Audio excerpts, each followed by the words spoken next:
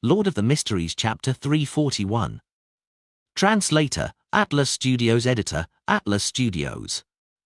The sight of the towering stone pillars that supported a high dome and the mottled and ancient long table that appeared to have been placed there since hundreds, if not more than 1,000 years ago entered the eyes. Although Audrey Hall had seen this scene many times, she would still feel a kind of shock that came from the bottom of her heart the moment she arrived above the grey fog. Out of the corner of her eye, she scanned the surroundings and didn't see any new members. She then looked up and bowed to the person in the thick grey fog. "Good afternoon, Mr. Fall Tilda." As she spoke, she suddenly saw a card covered with a complicated pattern on the table to the right of the Fall. It was lying there quietly, casually, like an ordinary object. Is that the card of blasphemy? A card of blasphemy that hides one of the parts of the divine. Audrey immediately understood. After the Fall nodded in response, she subconsciously glanced at the Hanged Man, the Sun, and the Magician, and she found that they had also noticed the card that didn't exist in the past. However, their eyes and actions revealed their doubts and astonishment, as well as their inevitable conjectures. After all, a card that could be placed by the mysterious and lofty Mr. Fall was definitely not an ordinary item. Well, Mr. World's reaction is a little odd. He's not even looking there. Is he able to hide his thoughts so well? Is he really the nemesis of a spectator and telepathist? Audrey quickly decided that, other than Mr. Fall, the card of blasphemy was known only to herself. This made her feel quite proud. It was a feeling like sharing a secret with her parents when she was young while she kept her two elder brothers in the dark. That's a card of blasphemy created by Emperor Razel, a treasure that countless beyond us in the mysterious world dream of. Audrey took the initiative to raise her hand after the Magician, the Sun, and the others did their greetings. "Honorable Mr. Fall, I have something I would like to report to you alone." "Alone?" Alger frowned slightly as he subconsciously tried to guess at the content but was without any clue. Derek and the others were also curious, but they didn't think too much about it. Klein nodded slightly and said, "Sure." Frankly, he had no idea what Miss Justice was going to report to him. After waiting 2 seconds, he blocked off the senses of the rest of the members and gestured to Justice. Audrey sat with a dignified posture and said with a sincere attitude, "Mr. Fall, as I had asked to purchase the Spectator formula at a Beyonder gathering, there has been 2 suspected members of the Psychology Alchemists who came into contact with me recently through certain nobles. I'm inclined to join them, but only if I can guarantee my own safety. What is your opinion on this? I've attached great importance to this. Psychology Alchemists. From the evidence from various sources of information, it's not considered an evil organization. At present, they might not have a deity that they believe in. Its main mission is to explore and research one's mind, consciousness, psyche, and spirituality. It's more like a scientific self-help group. Of course, among the Orthodox churches, it's also a form of sacrilege since they believe that everyone's spirit belongs to God. And according to Daxter Guderian, the upper echelons of the Psychology Alchemists definitely have an inclination to the original creator, the God that created everything, and they worship him to a certain extent, a rather primitive form of worship. Many thoughts flashed past Klein's mind as he finally said with a smile, "If you think it's suitable, you can do so. If you encounter a problem, you can seek help from the Tarot Club. Thank you for your suggestion." Audrey instantly felt relieved. Klein thought for a moment and added using a calm and leisurely tone, "Inside the Psychology Alchemists, there are people planted by the churches, such as informants of the mandated Punishers and Nighthawks. You have to know how to hide and conceal yourself. Mr. Fall is so nice to remind me to be careful." Audrey slightly bent her eyes and replied with a shallow smile, "In the future, there will also be an informant from the Tarot Club inside the Psychology Alchemists. Miss Justice, you haven't even joined, and you're already thinking of betraying them." Klein silently drew an invisible crimson moon for the Psychology Alchemists. After reporting the matter of the Psychology Alchemists, Audrey wasn't in a hurry to end the conversation. Instead, she said, "Mr. Fall, I've memorized another 2 pages of Roselle's diary." That was also why she had asked to speak to him in private. If she had conjured Roselle's diary and given it to Mr. Fool under the witness of the magician, Force, she could imagine that at the end of the gathering, Force would immediately come to her and borrow those Roselle's notes she had bought in the past. And with regards to this, the goddess could prove that Mr. Fool had seen them all. I forgot to do so previously. One of these 2 days, I'll find an opportunity to tell Force that the Roselle notes I bought were torn apart by Susie. Yes, torn apart, into pieces that cannot be restored. I'm sorry, Susie. Audrey repented in her heart. Very good. Klein knocked gratefully on the edge of the long bronze table to help Miss Justice conjure the diary pages. When he had the 2 pages in hand, he cast his eyes over, only to have his smile gradually stiffen. The first line of the journal read, the 6th of March. Damn it, I'm almost constipated from eating the food here. This is what I saw at the Roselle Memorial Exhibition. Klein hid his expression and turned to the second page. He found that the contents were still the complaints and novel experiences of Roselle's early days of his transmigration. They were of no practical use. He controlled his expression and smiled. Do you wish to deduct from the gold pounds you have yet to pay, or do you wish to get something else in return? Audrey said without any hesitation, Mr. Fool, I would like to know which path of the divine that card of blasphemy is. You really treat money as dirt. Klein silently sighed, as he didn't hide his smile as he said, that is the Dark Emperor card. The corresponding sequence 9 is lawyer. So that's what it is. After receiving her answer, Audrey felt abnormally satisfied. After the private conversation ended, the magician, Force, looked eagerly at the World who sat right at the other end. Mr. World, I will try my best to gather a mystical item or powerful beyond a weapon in the Sun domain. What kind of deal did you 2 make in private? Despite feeling very familiar with Force, Audrey wasn't aware of this, so she couldn't help but ask. Force let out a sigh and said, Mr. World has helped me find the formula to Trickmaster.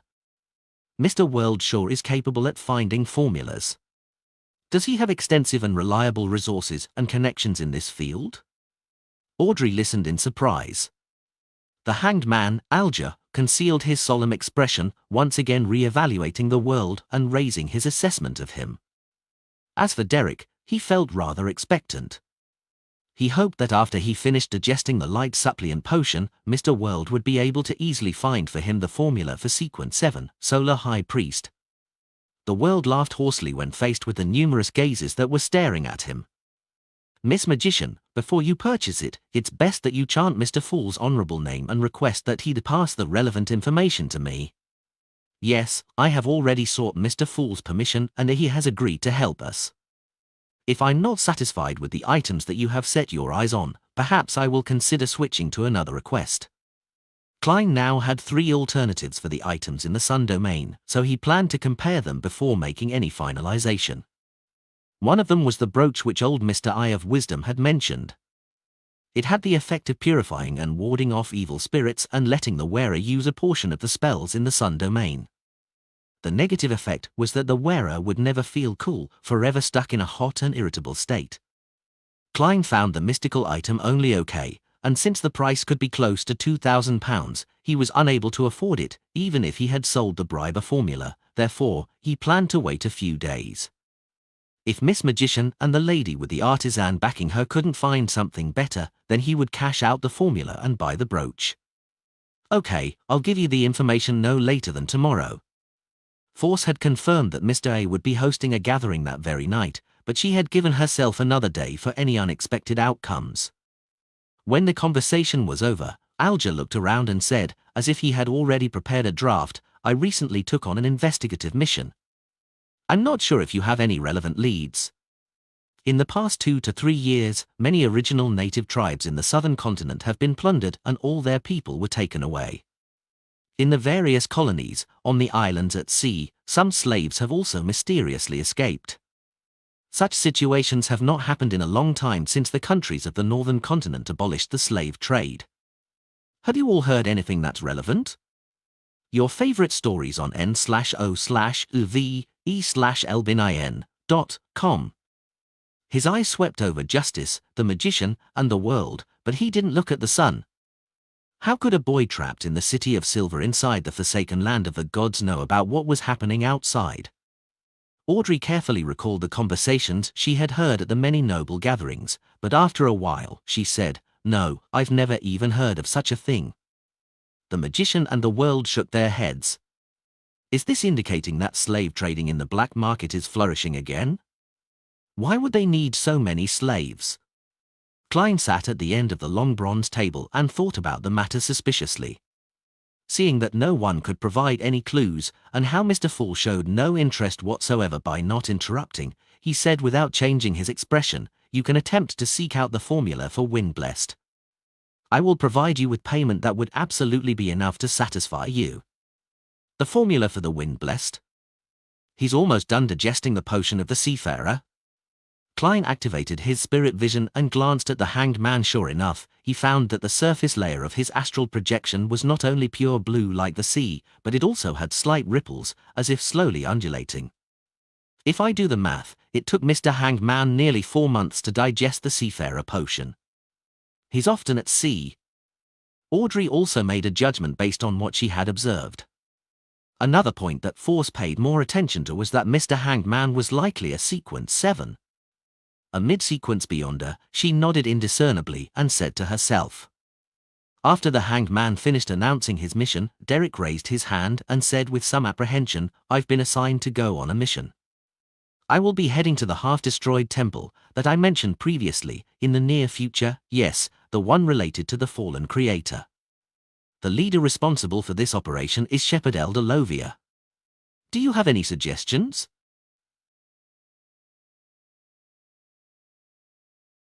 Lord of the Mysteries Chapter 342. Chapter 342, The Old Fox Alger. Translator, Atlas Studios. Editor, Atlas Studios. Suggestions? My advice is to stay as far away as possible. Upon hearing the son's question, Klein instantly had such an answer in his mind. However, in order to preserve the image of the fool and see what the others would suggest, he remained silent and did not manipulate the world to speak. After a short moment of silence, Alger turned his head to look at the son. He said in a staid and gentle voice, "You have provided too little information, so it's difficult for us to give any useful advice. The only thing we know of regarding that semi-destroyed temple is the presence of the true creator, or in other words, the fallen creator's unique statue. We don't know what else is there, so naturally, we aren't able to make much of an analysis of the situation. The fallen creator is indeed the true creator. To think that there's faith in the true creator in the city of silver where the sun lives. There's even a temple built." The magician Force listened with relish and almost wanted to write it down. Justice Audrey waited for the son's description of the strange temple in anticipation. Derek nodded, his eyes looking up for a few seconds before he said, "In addition to the statue, there are also many incomplete murals with terrifying evil spirits lingering around. However, they have already been eliminated by the exploration team led by 2 elders from the 6-member council. I'd yet to see those murals with my own eyes. It said that it records the prophecy of the end of days and how the fallen creator will save his believers, as well as the corresponding bloody ritual. In the corner of a certain mural, there are some strange characters that appear to be evolved from Jotun. After some deciphering, a few elders believe that they meant Rose Redemption. This might be a code name for the original muralist. It might also be the code name of the organization that built the temple and the city. According to the chief's judgment, these murals are at least 1,000 years old. The 1,000 years I'm referring to is the one that you know, but I'm not completely sure. In the city of silver, we use the frequency of lightning to demarcate our days. It's considered night when the lightning eases up and day when there's plenty of lightning. 1 cycle is a day, and the 4 seasons only exist in books, so we can't grasp the specific number of days. Only the chief can confirm that. At this point in the Sun story, Force suspected that she was listening to a fairy tale.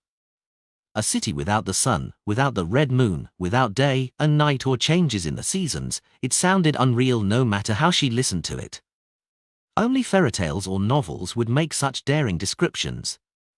And the author has to smoke cannabis and be in a state of psychotic madness in order to create such a city. The first thought that came to her mind after her astonishment was, I want to use the City of Silver as a blueprint for a novel.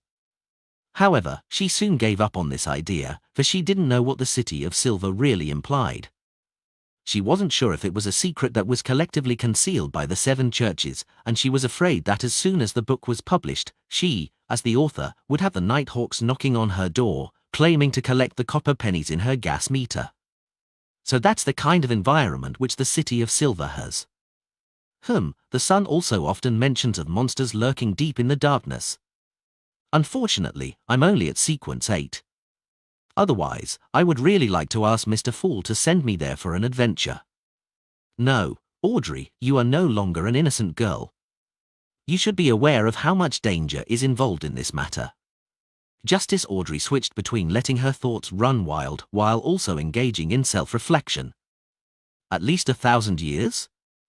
The Aurora Order hasn't been in existence for more than 3 centuries. It might not even be 2 centuries old. It's unlikely to be built by them. Perhaps the true creator's faith had begun as early as the 5th epoch or even the 4th epoch. However, the organization that revered him wasn't the Aurora Order. In the next 1 to 2,000 years, the 7 Orthodox churches have been repressing it, causing the true creator's believers to be in a crisis. The churches have destroyed them again and again, and finally, they had resurrected themselves as the Aurora Order? Klein, who had some guesses, made his seating posture and state appear unchanged. Derek paused for 2 seconds and continued, a preliminary cleanup of the terrifying monsters in the city ruins and the half-destroyed temple has been done. Our mission this time is to explore the underground parts of the temple. Do you have any suggestions? With your understanding of the fallen creator, what should I pay attention to? My suggestion? Alger said without almost any hesitation, my advice is absolutely not to go. The fallen creator is a true evil god. Even if his temple has been destroyed, it might still contain abnormal danger which cannot be easily detected. If the one leading your team is one of the other elders of the 6-member council, then there's nothing wrong if you insist on going. It will just be risky. But you just mentioned that the person in charge of this matter is Shepherd Lovia, and the true creator is the deity standing at the peak of this beyond a pathway. Therefore, absolutely do not go, Alger added. Your suggestion is the same as mine, but it doesn't require the sun to describe the half-destroyed temple. You could have come up with this conclusion with the conditions at the beginning. I understand. Mr. Hangman, you were doing it on purpose. This way, you got a rough idea of the state of the temple without paying anything. You're really just bullying a little kid. Sitting at the end of the table, Klein leisurely reached out his hand to support his forehead. The sun was silent for a few seconds, and seemingly having been put in a tough spot, he said, but the mission is compulsory. The hanged man chuckled and said, nothing is necessary. Will you still be participating in patrols before this mission? Find an opportunity and deliberately let the monsters injure you. As for how serious it should be, you can reference the past cases in the City of Silver. At this moment, Audrey read a message from Sun's eyes and movements. That actually works. After a brief period of surprise and confusion, Derek frowned and said, but I don't have any patrolling missions in the near future. Alger sneered. You can always pretend to be on the brink of losing control. No, to be precise, you can push yourself to the brink of losing control. Under such a situation, I believe the higher-ups of the City of Silver would definitely not bring a dangerous baggage with them on the exploratory mission, right? There is a trick. As long as you keep your spirituality in an empty state for 2 days, you will begin to hear auditory hallucinations and show signs of losing control. If you stop suppressing yourself, then your situation will improve in a week, and you wouldn't really lose control. Of course, your City of Silver definitely has some solutions and contingencies to cure those who show signs of losing control. Your recovery would definitely be quick, so you need to time yourself perfectly. It's best if you start doing so 2 to 3 days before you set off.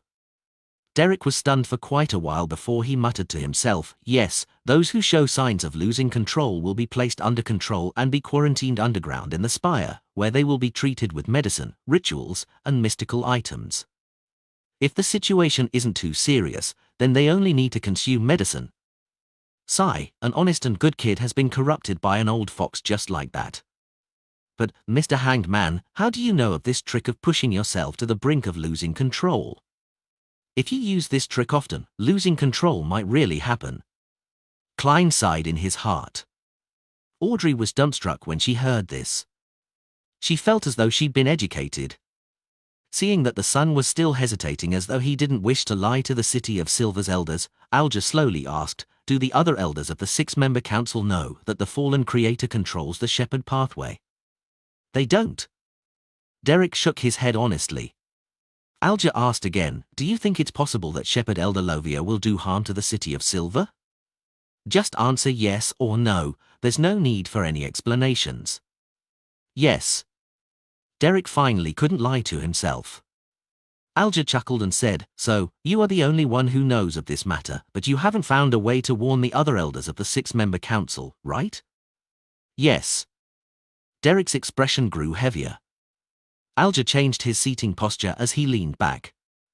This mission carries immense risk. This is something you know. If you die in that half-destroyed temple, then who will be able to find a way to expose the strangeness of Shepherd Lovia? Who can save the City of Silver from this crisis? The fallen creator is a real evil god.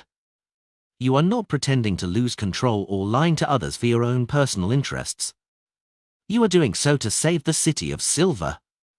Comparing your honor to that, which is more important? Derek clenched his teeth and nodded solemnly. I understand. Thank you, Mr. Hanged Man. Audrey and Force suddenly had the urge to facepalm themselves. He really is an easily fooled child. However, that's good too, it prevents the Tarot Club from losing members in the near future. Klein sighed silently as he controlled the world to say, I have a question to ask Mr. Sun. This could involve a transaction. Get latest novel chapters on November, elbj/n.c/om.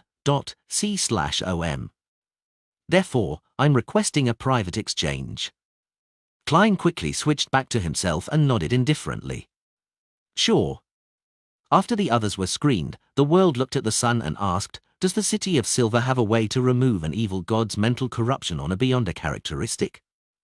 This was something Klein had wanted to ask a few times before, but considering that Justice and the others might also be interested, and if the sun was unable to answer questions that involved an evil god, then all eyes would likely be cast toward the godlike Mr. Fool, therefore, he had restrained his impulse.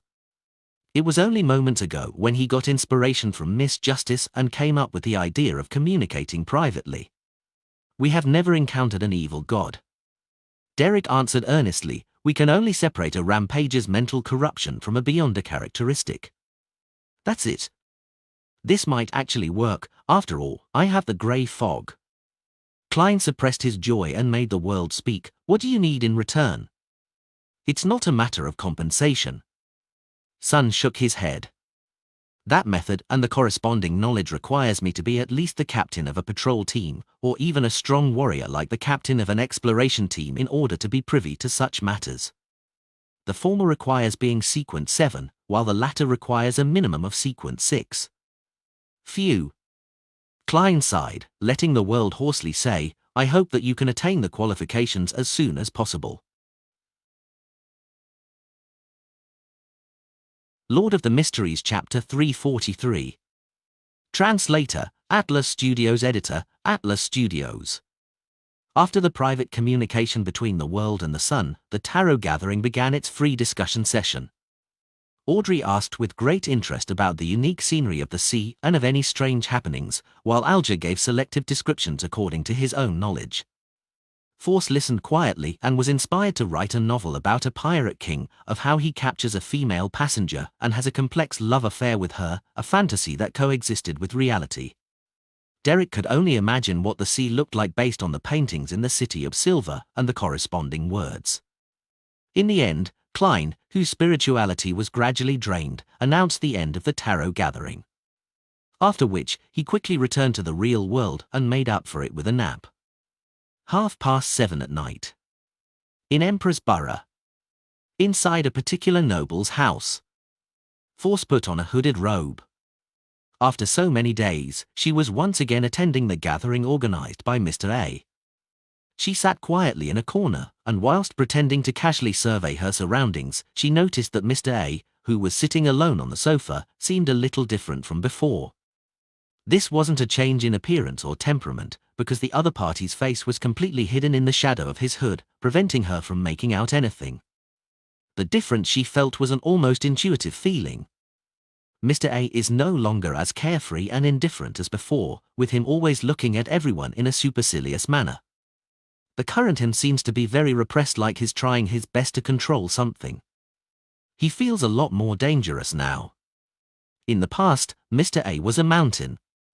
Now, he's more like a reared-up snake, sticking out its tongue vociferously. The best-selling writer, Force, suddenly felt grateful that she hadn't gotten Zio to come with her, since she needed to hide matters about the Tarot Club and not let her know that she was looking for something in the Sun domain. This way, even if there are any accidents, my escape would be much easier. She rotated the bracelet, which only had 2 stones left. All new chapters on november.com. She was in no hurry to write down her request to hand over to the attendant. Instead, she patiently observed for a while. It wasn't that she was naturally cautious, but the lessons of the past had left her with deep impressions. The 2 stones on her bracelet were evidence of this. After waiting for more than 10 minutes, she finally picked up a piece of paper and a pen in front of her and wrote in deliberately distorted handwriting, seeking to buy mystical items or powerful beyonder weapons in the Sun domain. After handing the note to the attendant, Force looked around again, but she couldn't find the eternal blazing sun believer who had helped with the purification and exorcism ritual among the disguised or masked figures. Trades took place as the attendant shuttled about. The entire hall remained quiet and orderly. After an exchange in the middle of the gathering, Force's request was added to the 2 chalkboards right in front. Not long after, she received a reply from the attendant. A small slip of white paper was filled with dense words. Mystical item, band of light ring. It can make the wearer an envoy of light, an attendant of the sun. They will be immune to various diseases and wield sacred powers. The wearer can summon blinding light and use several spells in the Sun domain. It can purify all dead spirits in a 50-meter radius. It is the nemesis of such creatures. If the wearer is acknowledged by the ring, they will be enhanced, otherwise, they will be weakened. The only problem is that if the wearer utilizes it too often, they will slowly become a believer of the eternal blazing sun and slowly defend the doctrines and praise the sun from the bottom of their hearts. If you wish to obtain it, then please pay me 9,000 in cash at once. I can wait for you to raise it. £9,000?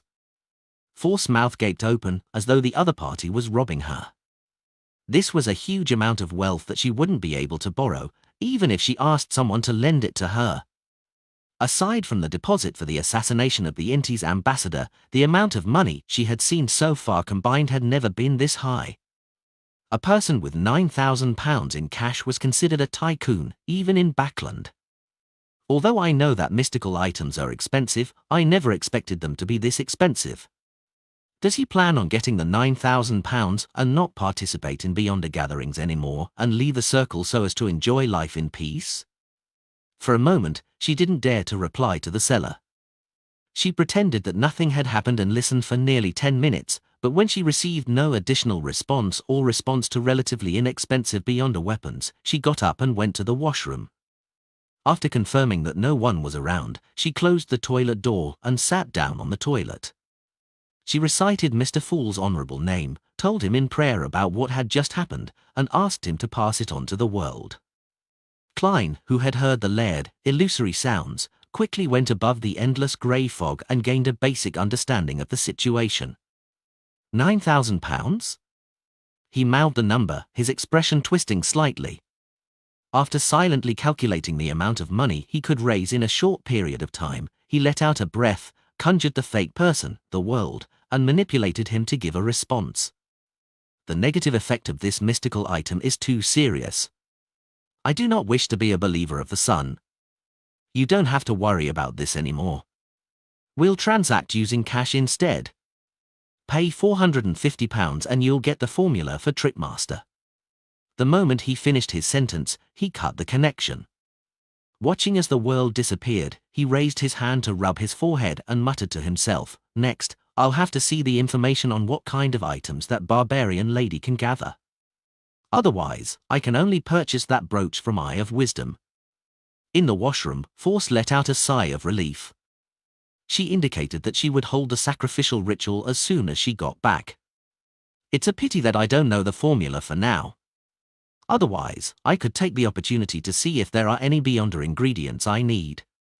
She returned to the hall and focused on the information on the two blackboards. She didn't respond to the previous note, much less consider bargaining.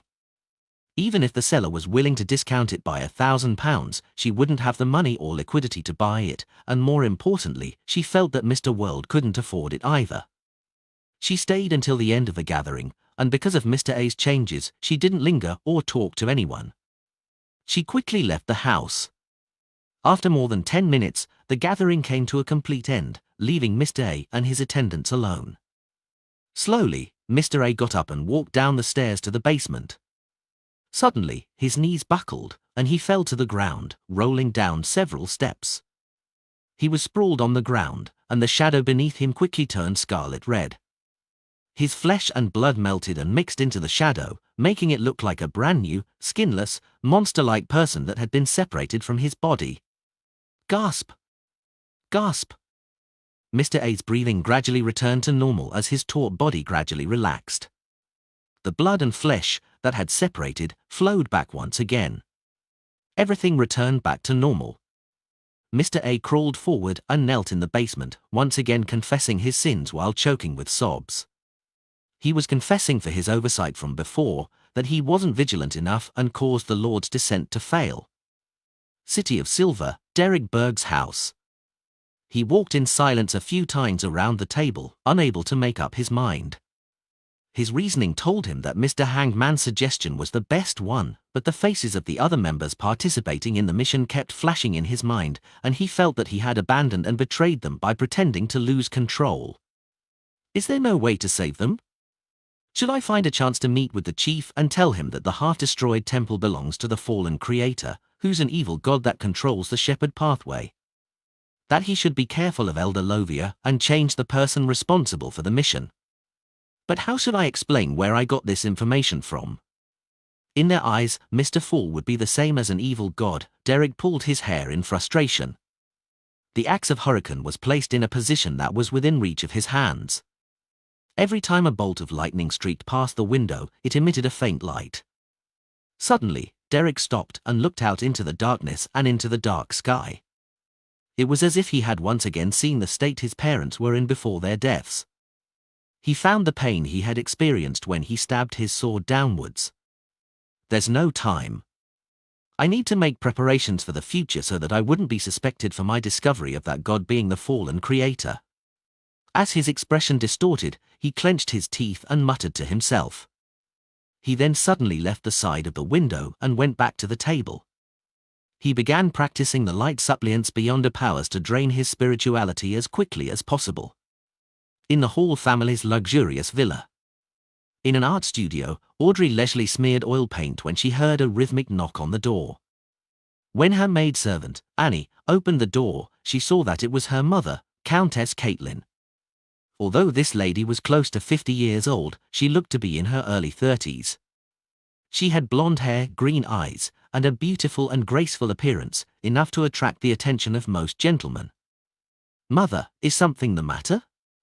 Audrey put down the items in her hand and stood up, puzzled. The Countess looked at her daughter, who was even more beautiful than her younger self.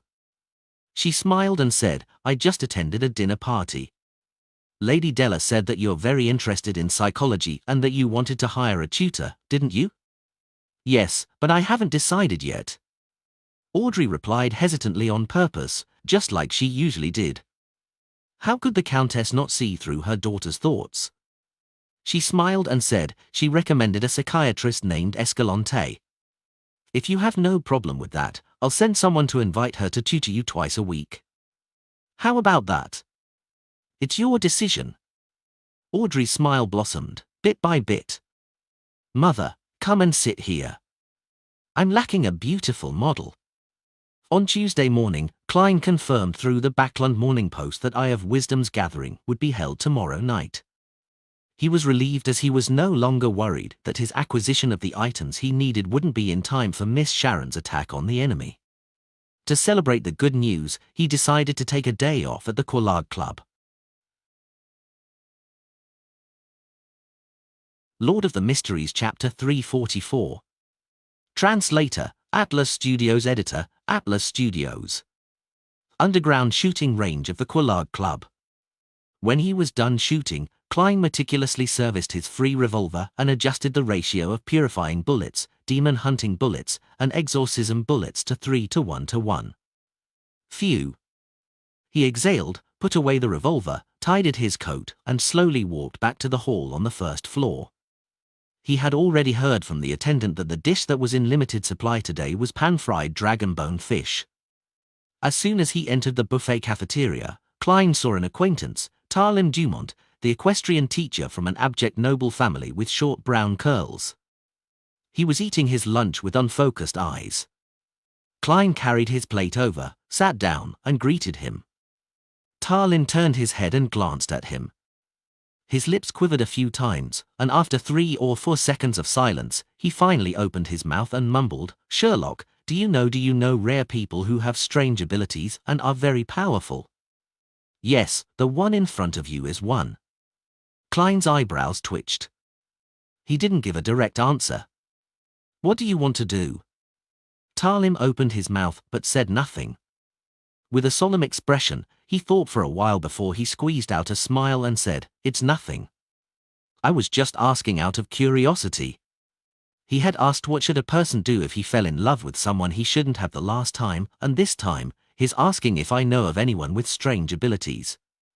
Is he trying to get rid of the other party and completely sever his friend's fantasies? Who's worth the risk? Hiring a killer is equivalent to murder. Klein mumbled silently, cut a piece of the fish without any fine bones, and stuffed it into his mouth. Tarlim drew a breath, finished the food from his plate quickly, and wiped his mouth with a napkin. He seemed to return to normal as he said with a smile, "Mike wants to hire you for a few days to be his bodyguard." "Mike Joseph? The reporter from the Daily Observer? I remember his performance at the Golden Rose was rather brilliant." Klein chuckled. "What does Mike want to do now?" Tarlim spread out his hands and said, "I'm not sure. He just casually mentioned this matter. It seems to have something to do with an interview. He said that he will visit you the day after tomorrow. I hope you have the time to accept this commission." "I can't be sure." Klein, who didn't know the details, didn't give an affirmative answer. At that moment, he heard a series of illusory pleas from a woman. "Miss Magician? Is she prepared to sacrifice the money in exchange for the formula?" Klein picked up his speed and finished the rest of his food. Then, he downed the black tea and went to the reception desk to get the attendant to open a lounge for him. After sealing the room with a wall of spirituality, he went above the grey fog and found that his judgment was correct. Miss Magician was requesting to hold the sacrificial ritual. Get latest novel chapters on November, elbj/n.c/om. The reason for her delay was that she only had £370 on her, and she had to go to the bank to withdraw some of her savings. After a series of manoeuvring, she saw the £450 vanish into the illusionary door, and an additional formula appeared in her mind. Sequence 8. Trickmaster. Main ingredients: stomach pouch of a spirit eater, 20 milliliters of a deep-sea marlin's blood. Supplementary ingredients: 5 milliliters of essential oils made from hornbeam, 10 grams of string grass powder, a blossoming red chestnut flower, 80 milliliters of pure water. I finally obtained it. It's been years. Force couldn't help pacing back and forth, feeling overjoyed and proud. Then, not feeling at ease, she took out a pen and a piece of paper, recording down the formula so that she wouldn't forget it and end up having to trouble Mr. Fool. If I don't meet someone who doesn't know the market well, then the main ingredient is at least £300, and I only have £430 left. I still need to work hard to earn more money. I am going to write a new book. Force suddenly felt that she was brimming with motivation. She was no longer the procrastinator she had been before. 5 minutes to 8 on a Wednesday evening, carrying all his savings, Klein entered the house where the gathering organized by Eye of Wisdom was held. He was wearing a black robe with the hood over his face and an iron mask. £1,674 in cash and 5 gold coins. This is the new peak of my wealth. I wonder how much will remain after this gathering. Klein entered the living room and scanned the room with the help of a candle's flickering light. The apothecary didn't come. Is he caught up with something? Klein frowned slightly and sat in the same position as he did the previous time. After a few minutes, Eye of Wisdom clapped his hands and said, "Let's begin." Before he could finish his sentence, someone impatiently spoke up. It was the heavily shrouded lady who seemed to have an artisan backing her. She suppressed her voice and asked, "Is the friend who wanted to sell the bribe formula last time here?" "I'm here," Klein answered simply. The lady heaved a sigh of relief, pushed her iron mask down and said, "This time, there's a beyond a weapon that you need. Of course, you can also choose cash." "What's the beyond a weapon?" Klein suppressed the eagerness in his heart. The lady organized her words and said, "This is a whip woven from the feathers of the holy sunbird. You can usually disguise it as a belt. When used, it will be covered with pure holy flames of light. Any undead monsters that are whipped by it will suffer great damage, and the weaker ones would even be directly obliterated. It can also be used to soak in liquids to create sun-holy water. But that would reduce the spirituality's durability. Every use will decrease its durability by a month. Currently, it has 13 months of effective durability. If you are willing, you can exchange it for the bribe formula without paying any additional cash." "Holy sunbird?" "It's not the sun divine bird. If it's the latter's feathers, I'll take it. Of course, only tail feathers would do. They can be used to concoct the sequence for's unshadowed potion." Klein was quite satisfied with the weapon itself, but the problem was that it could only be used for 13 months. Every time he made sun-holy water, the durability would be reduced by a month. In time, he would have to replenish it with something similar. With this in mind, he turned to look at the seat of honor. "Mr. Eye of Wisdom, can you describe, in detail, the brooch you introduced last time?" "Oh, write it down on paper and indicate the price that would satisfy you." He was afraid that the others would be interested in the brooch and thus raise the price, so he decided at the last second to get Eye of Wisdom to write it down. "All right." Eye of Wisdom laughed and asked an attendant to bring him a pen and paper. While he was writing, the members of the gathering continued their trade. There were even some who were tempted as they asked about the price of the whip, only to receive an answer to wait. After a while, the Eye of Wisdom finished writing the introduction and passed it to Klein through the attendant. When Klein unrolled it, he saw that the words on the paper were written in print, preventing him from noticing anything special about them. Very careful. He started to read carefully. Sun brooch. It can also be called Midsummer, and it is considered a relatively weaker Grade 2 sealed artifact. With it acting as the center, it will fill a 10-meter radius with pure and warm energy. Normal people will not be able to sense it, but undead spirits and monsters will suffer constant damage, and they will quickly evaporate like a pool of water under a blazing fireball. Even wraiths and shadows will suffer the same fate, albeit lasting a little longer. In such an environment, the strength of powerful undead creatures will be significantly weakened. It will be very difficult for the wearer to be possessed or corrupted by evil spirits or monsters. Allows use of spells such as Holy Light Summoning, Holy Water Creation, Fire of Light, Cleave of Purification, Horror Immunity, Holy Oath, and Sun Halo. The downside is that, as long as you carry it, you will never be able to feel cool. You will always be experiencing a terrible heat. Young man, don't underestimate this state. The hot and irritated you will slowly step into the abyss of losing control. I will only sell it for £2,000. Don't try to bargain. As you know, I'm not too short of money, and I'm a collector. It's much stronger than I imagined. Eye of Wisdom had been very vague the last time. Klein's heart skipped a beat. After a few seconds of thought, he looked over at the woman with the artisan backing her. £900 in cash. The average price for a Sequence 7 potion formula was around £800. Deal. The lady answered without hesitation. If I had known, I would have offered £1,000. Klein forced a smile. He was a man of his word, and, without reneging his offer, he exchanged his prepared formula for £900 in cash. In an instant, his wealth soared to £2,574. It was enough to make a bachelor man live a pretty good life for the rest of his life. After Eye of Wisdom's appraisal, the lady looked at the formula once more in satisfaction. Sequence 7, Briber. Main ingredients: 1 weeping infant flower, strange-faced cannabis crystal.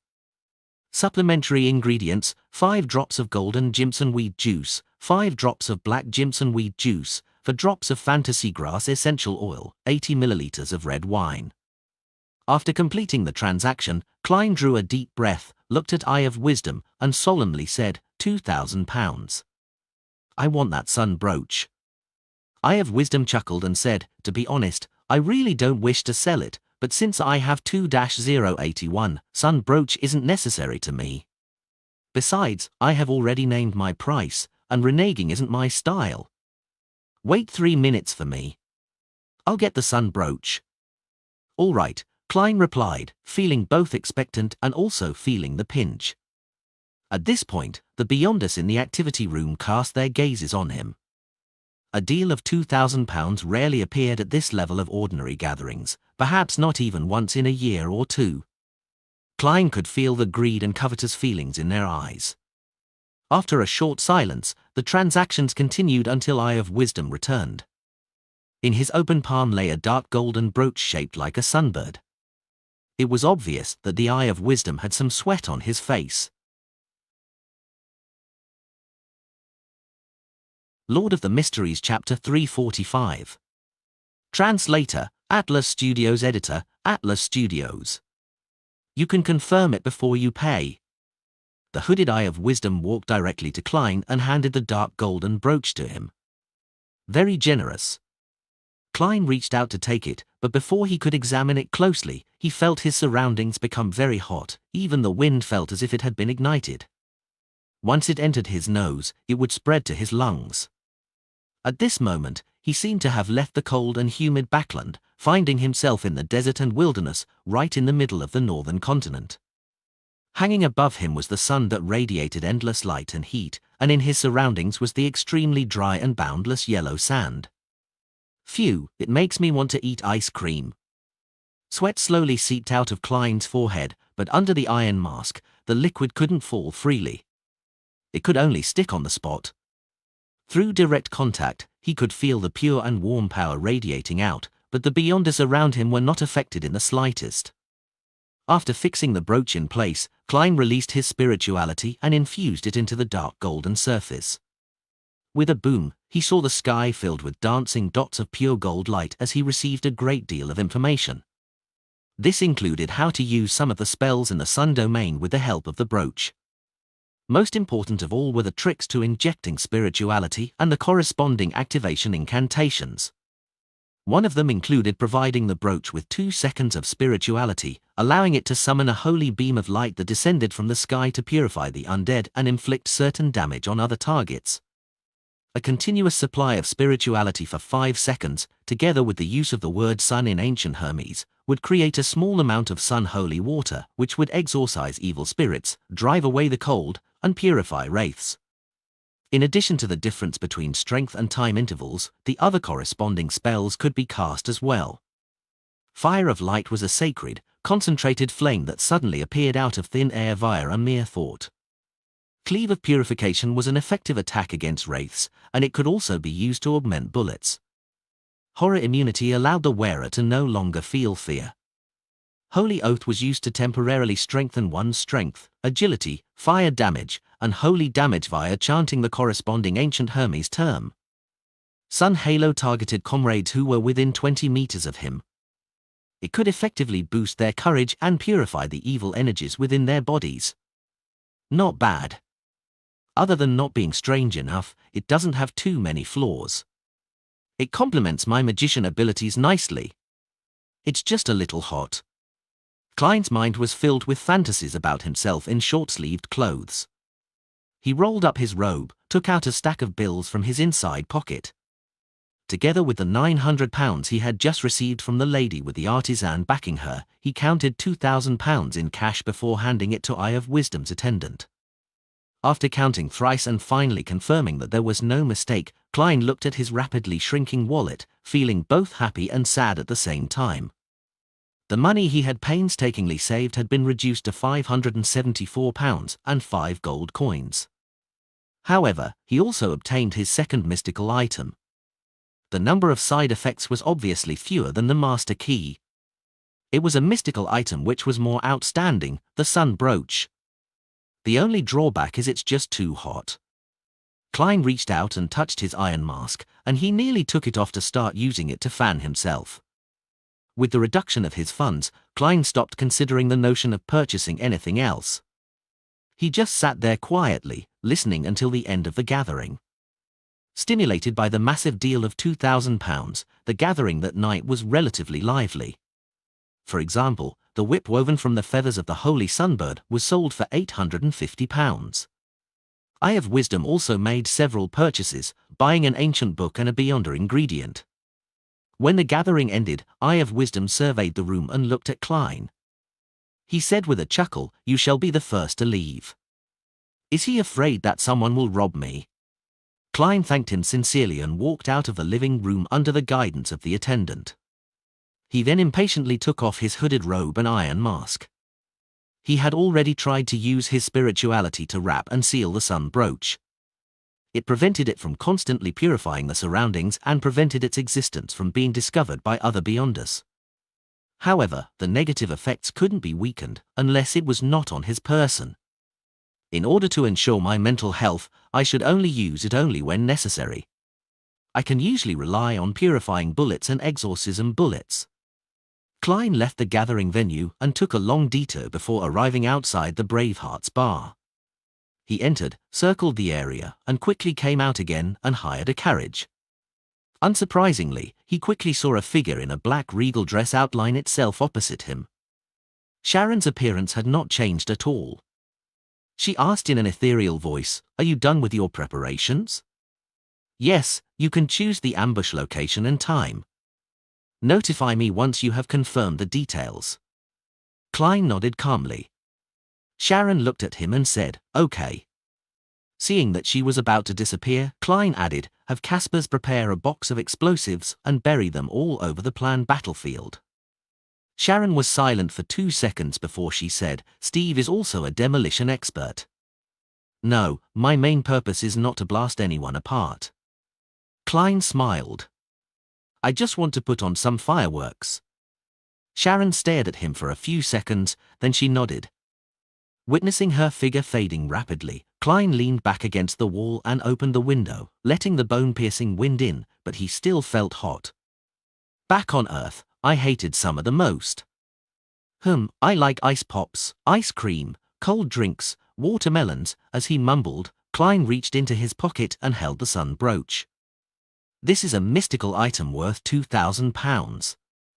Returning to Mince Street, Klein walked slowly along the road lined with trees to Unit 15. When he passed Lawyer Eugen's house, he subconsciously looked inside and saw the gas lamp with a slightly blue glow. "There's someone home." Klein laughed as he sighed, his forehead constantly beaded with sweat. Early the next day, on a Thursday morning, Klein had just come out of the bathroom with a newspaper in hand when he heard the doorbell ring. "Who is it?" "Right, Tarlin mentioned that reporter Mike Joseph will be coming to me today." Amid the tinkling bells, Klein came to the door and reached for the handle. The image of the visitor naturally appeared in his mind. He was about 30 years old, with a black tweed coat and a matching half-top hat. He had sparse eyebrows, charming blue eyes, and a handsome mustache. But his skin was rather rough. He was none other than the reporter from the Daily Observer, Mike Joseph. Good morning, Mike. Tarlin told me about you. Klein opened the door and greeted him. He hadn't hesitated to throw the sun brooch above the grey fog. Mike Joseph pulled his bow tie and said, "Sorry for disturbing you so early, but I have matters to deal with later." "I understand," Klein said politely. "Have you had breakfast? Would you like to try my toast?" Mike suddenly smiled. "I'm so sorry, that would be so nice of you. If it's possible, could I also have a cup of hot coffee? Milk would do too. I noticed that you ordered fresh milk." "All right." Klein smiled in response. He busied himself with the toast, poured the milk, took out a tin of butter, and sat down, eating without a word. Across from him, Mike was enjoying his breakfast without restraint, oblivious to the silence. "Phew." Klein exhaled and put down his cup. "Mike, you wanted to hire me to protect you?" Mike set his knife and fork down slowly and took a mouthful of milk. "Yes, about 2 days, Friday and Saturday, maybe even Sunday morning." "Who wants to hurt you?" Klein asked in deliberation. Mike chuckled and said, "No, this is just a form of proactive self-protection. The editor of the newspaper arranged for me to do an investigation in East Borough, the dock area, and the factory district. It said that it's sponsored by some church or aristocrat. As you know, gangs run rampant in East Borough. There are thugs everywhere, and there are people who are willing to betray their conscience just to scrounge a meal. I need a bodyguard who is good at fighting and shooting. And most private detectives have certain connections in East Borough, don't they? I don't. I rely on metaphysics to crack cases, no deduction." Klein thought for a moment and said, "But I might not have the time in the next few days. I have to see when Miss Sharon will be taking action." Mike cleared his throat and said, "I've already applied for £10. This protection mission will amount to £10, even if nothing happens." Klein let out a soft chuckle. "Mike, I'm serious. Tomorrow at this time, come after breakfast to look for me. If I have availed myself, I will take this commission. If I'm really busy, then I will introduce you to other detectives. They're also good at fighting and shooting. For example, Stewart or Kaslana." 2 names flashed through his mind. Mike finished the remaining toast and said, "That wouldn't be an issue."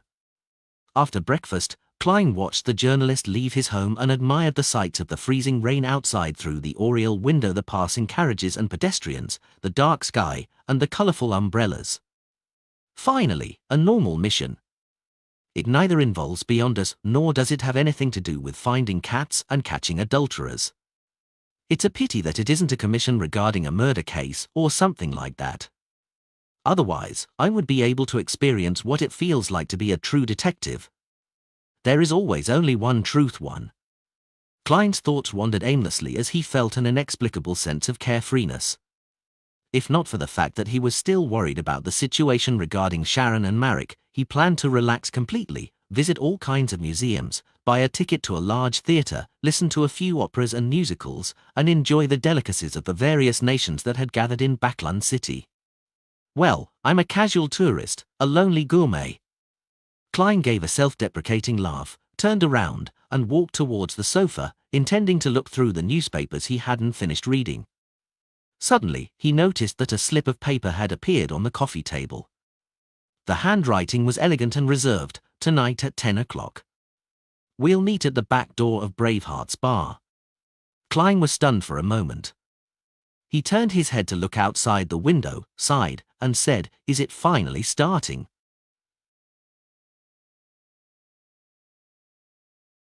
Lord of the Mysteries Chapter 346. Translator, Atlas Studios. Editor, Atlas Studios. 10 o'clock at night, in the alley by the back door of the Braveheart's bar.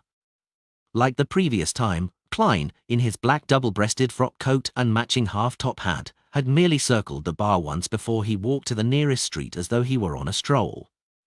Just as he walked out of the alley, a carriage stopped in front of him. Behind the glass window was Marek's pair of brown eyes, which were still suppressing any signs of malicious intent. Klein pressed the top of his half-top hat and, holding the sturdy cane in his hand, calmly boarded the carriage as if he had hailed it himself. He sat down and straightened his bow tie like a gentleman attending a banquet. That outfit isn't suitable for battle. Marek, who was wearing a white shirt, black vest, and tights, sized him up a few times and frowned. It was obvious that he still had some doubts regarding Klein's strength, but he had chosen to trust Sharon. Klein smiled casually and said, "My Beyonder powers are different from yours. Our fighting styles are different too. This type of clothing will not affect me negatively in any way, it even suits me very well. For example, it has a lot of pockets, and they can be used to store different items in different places, so as to avoid taking the wrong things when in a hurry and losing my life through such a laughable mistake." As he spoke, he took out the remaining 3 sedatives from a sewn concealed pocket. They were the special sedatives concocted by the apothecary. Just as he finished his sentence, a figure quickly outlined itself on a window of the carriage. A figure wearing a long black regal dress and a small soft hat. It was none other than the Sequence 5 Beyonder of the mutant pathway, Wraith Sharon. "You explain too much." Sharon looked at Klein and said in an ethereal tone, "Not natural enough. I just wanted to get into the act." Klein laughed dryly and replied, "Probably it's because I'm a bit nervous." Without waiting for Sharon to speak again, he handed the 3 sedatives to Marek. "Find a chance to drink it yourself. I'm sure that you're more experienced than I am. You won't drink it too early or too late, much less drink too little or too much." Marek looked at the sealed and transparent glass test tube, gently shaking the liquid inside, and said, 2.5. Any more and I will really be sedated. I wouldn't do anything for a short period of time." "Very good," Klein praised and turned to look at Sharon. "Have you guys decided on the ambush spot?" Sharon nodded. "We're on the way there." She didn't directly reveal the intended location to Klein. "Very prudent, very careful." Klein thought for a moment before asking, "Will you be hurt by purification?" "As a zombie, yes. Same when I'm in my spirit state," Sharon explained succinctly. In other words, when a Sequence 5 Wraith is still in their physical state, the purification effects wouldn't be effective. Klein thoughtfully asked, "What about exorcism? What about demon hunting?" As they were dealing with a Beyonder of the same pathway, Sharon didn't hide anything from him. "Demon hunting will deal damage to our bodies. Likewise for exorcism, to both our bodies and spiritual bodies. But it wouldn't be fatal." Klein curled his lips into a smile and exhaled. "I understand. Get latest novel chapters on November, elbj/n.c/om. He pondered for a moment, and he asked again after some deliberation, "Do you feel the power of purification and exorcism now?" "No," Marek replied hoarsely. "Very good. This spirituality cage, modified from a wall of spirituality, is indeed able to isolate the effects of the sun brooch. However, I'm so hot." Klein secretly sighed and confirmed, "Wraith Steve, Zombie Jason, and Werewolf Tyre, do they have any other mystical items or Beyonder weapons besides the Scarlet Lunar Corona?" "We don't know." Marek pinched his glabella, looking a bit irritated. With the battle at hand, he couldn't help but be stirred by these emotions while suppressing his maliciousness and desires. Sharon listened silently and replied without any hint of discomposure, "When influenced by the Scarlet Lunar Corona, Jason and Tyre will be in a rather fervent state. Even if they have mystical items, they would lack the reason to use them. Unless it's something passive," added Marek. "But to a werewolf, their claws are their Beyonder weapons. It's the same for me, Tyre, and Jason. It can tear through steel and comes with venom." Klein's eyes darted about as he nodded. "All right, I have no more questions." In the night with few pedestrians, the carriage sped across the streets, its wheels going over puddles of water from time to time, splattering fine dirt onto itself. After 10 minutes or so, Marek had the zombie driver stop the carriage. Klein looked out through the glass window and saw a dark, dilapidated building. Not far away, the sound of running water could be heard. "This is the West Balan dock that has been abandoned for a year and is about to be rebuilt. Our planned ambush point will be around its warehouses," Marek introduced. The abandoned West Balam dock. If an accident were to really happen, the Tussock River would be the best escape route. According to my previous survey, there is a Lever Cathedral about 2 kilometers northwest of here, one belonging to the Church of the God of Steam and Machinery. Klein quickly recalled his surroundings. He disembarked from the carriage, tidied up his clothes in a leisurely manner, and, with his cane in hand, followed Sharon and Marek into the dock which awaited renovations. After walking for about 5 minutes, they came to an open space surrounded by several warehouses. The soil here was dark brown, with withered weeds lying everywhere. A wooden chest quietly sat in a dark corner. "Those are the explosives you asked for." Marek pointed. Klein immediately nodded and said, "Aren't you afraid that a tramp might steal them? My zombies are sleeping underground here. If anyone enters, they will scare that person away." Marek pointed to a few other spots. "Avoid them when you bury the explosives." "No problem." Klein smiled and nodded before asking, "Will my purification and exorcism effects hurt your guys?" "No, they are equivalent to corpses when in deep slumber, and there's also a thick layer of soil shielding them." Marek gave an affirmative answer.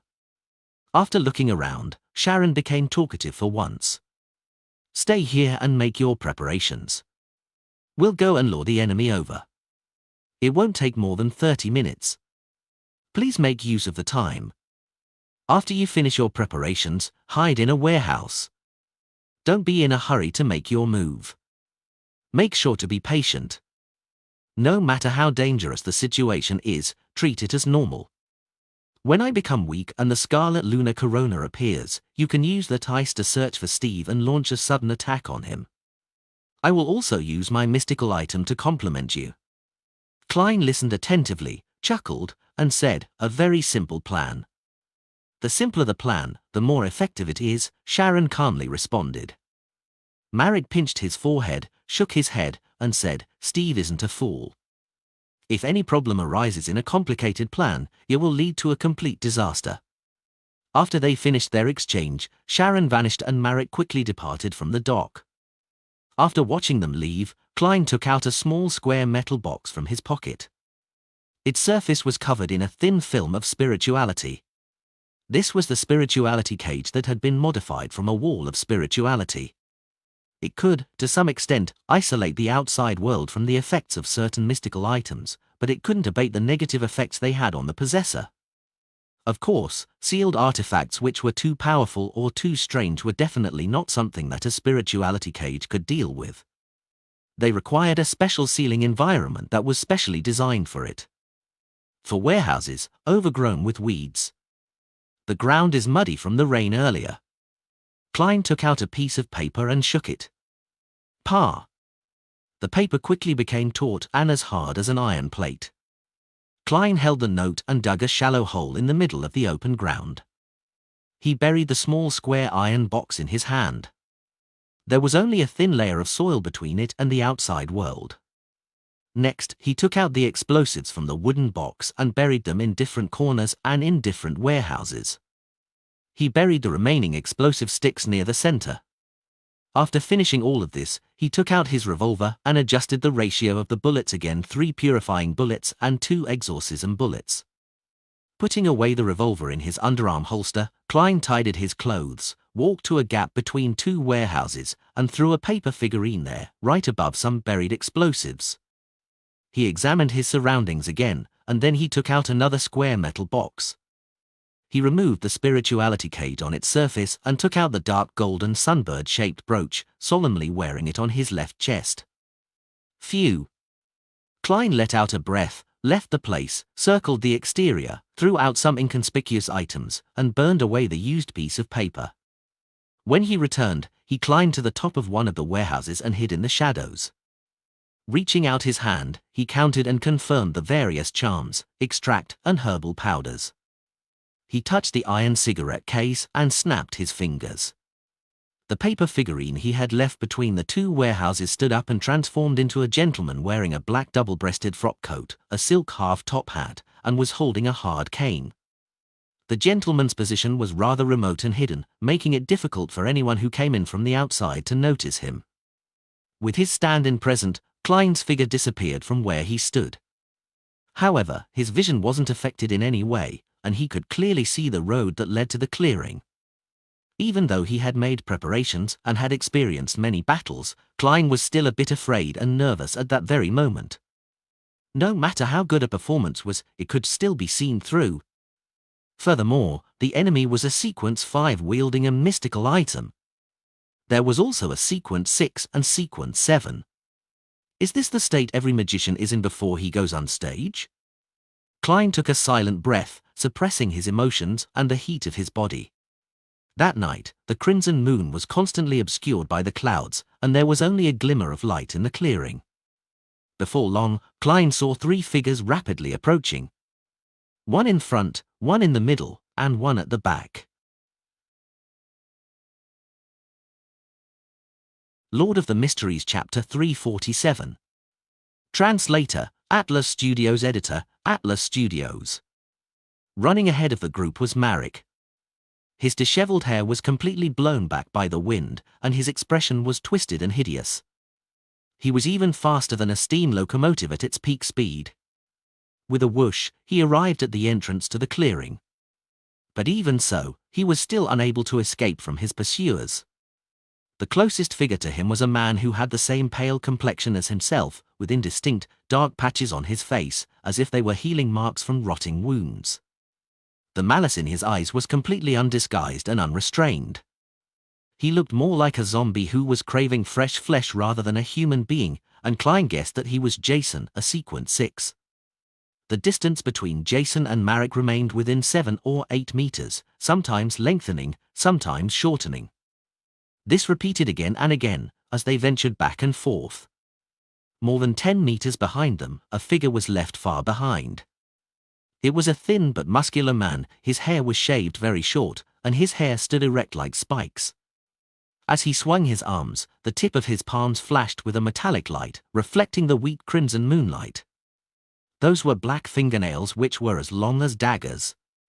Werewolf Tyre. Klein chanted the person sequence and name silently. In his mind, the wall that was splashed with blood appeared in his mind. It was a scene with intestines and limbs splattered all over the ground. Tap!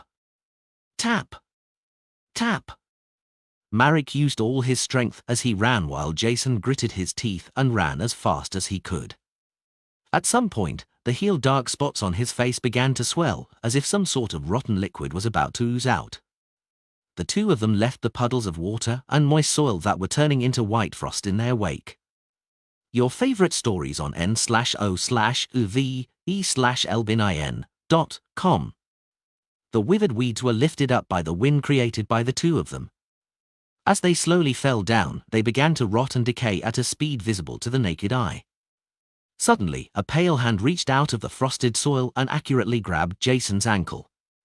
Pa! Jason twisted his body and forcefully kicked out, breaking the hand's wrist and sending it flying. The remaining stump's flesh and blood had long since rotten, and white maggots struggled to squirm outwards.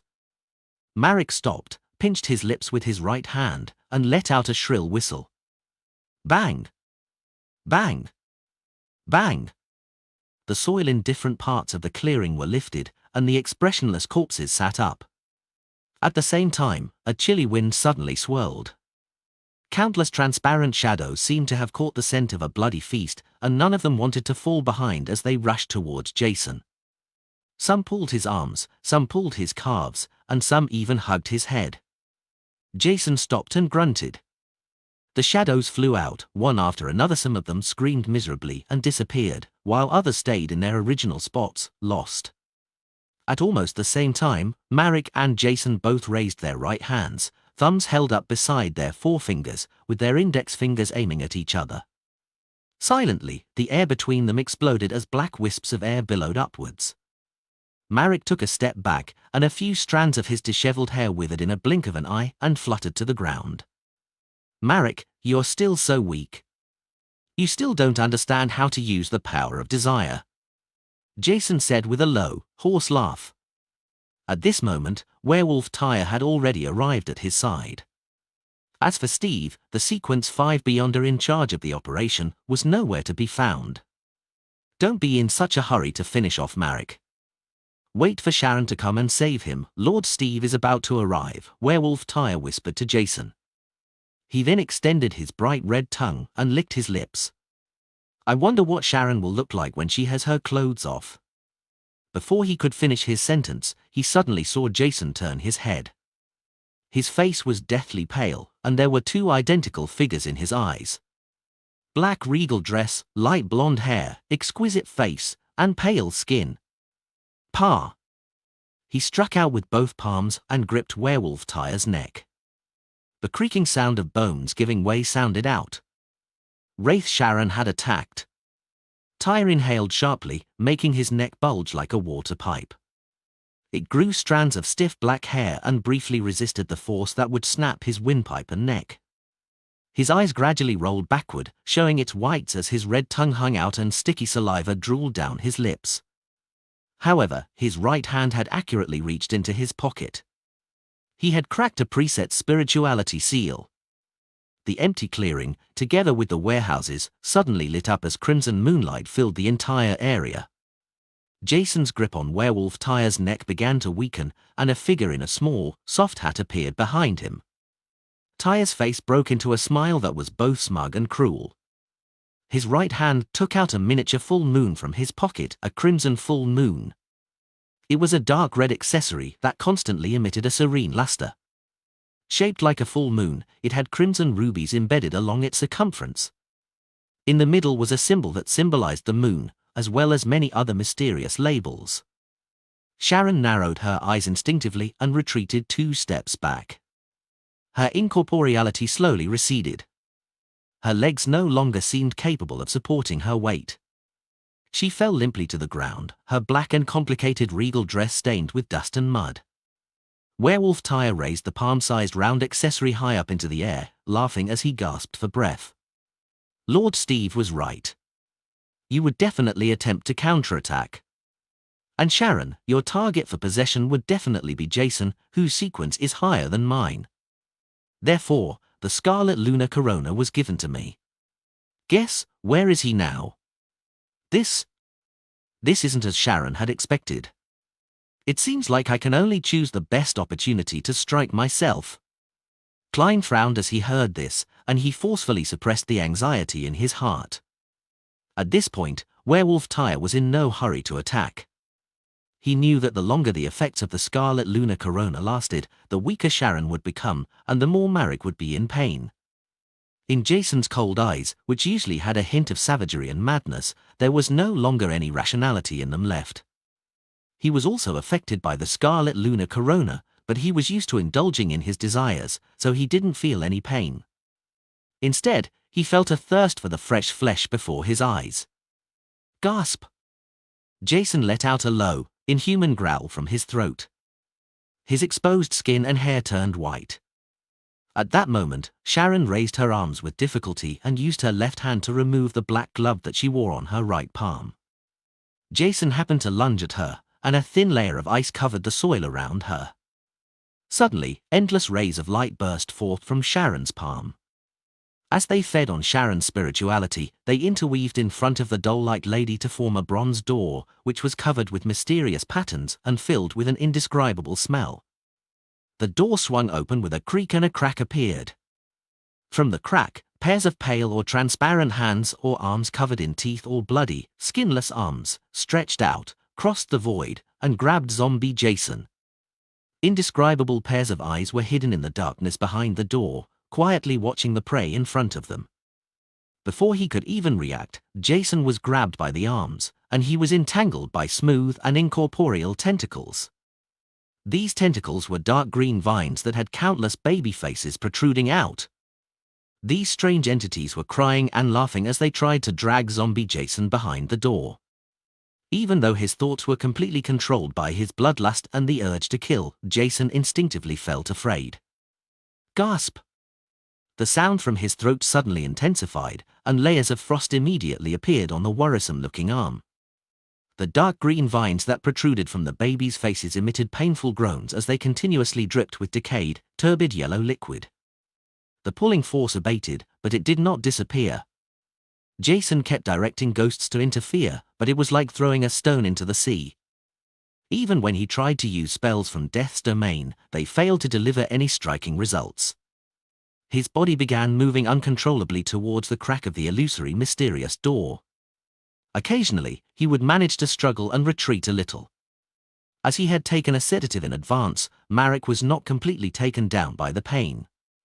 Taking advantage of this, he took out the last 2 sedatives, broke the bottle with a snap, and drank 1.5 glasses in one go. The suppressed malice in his eyes weakened, and his twisted expression returned to normal. He swept his gaze at Werewolf Tyre. At the same time, with a swoosh, Tyre's thin but muscular body disappeared and reappeared more than 10 meters away. As his figure began outlining itself, an illusory image was left behind.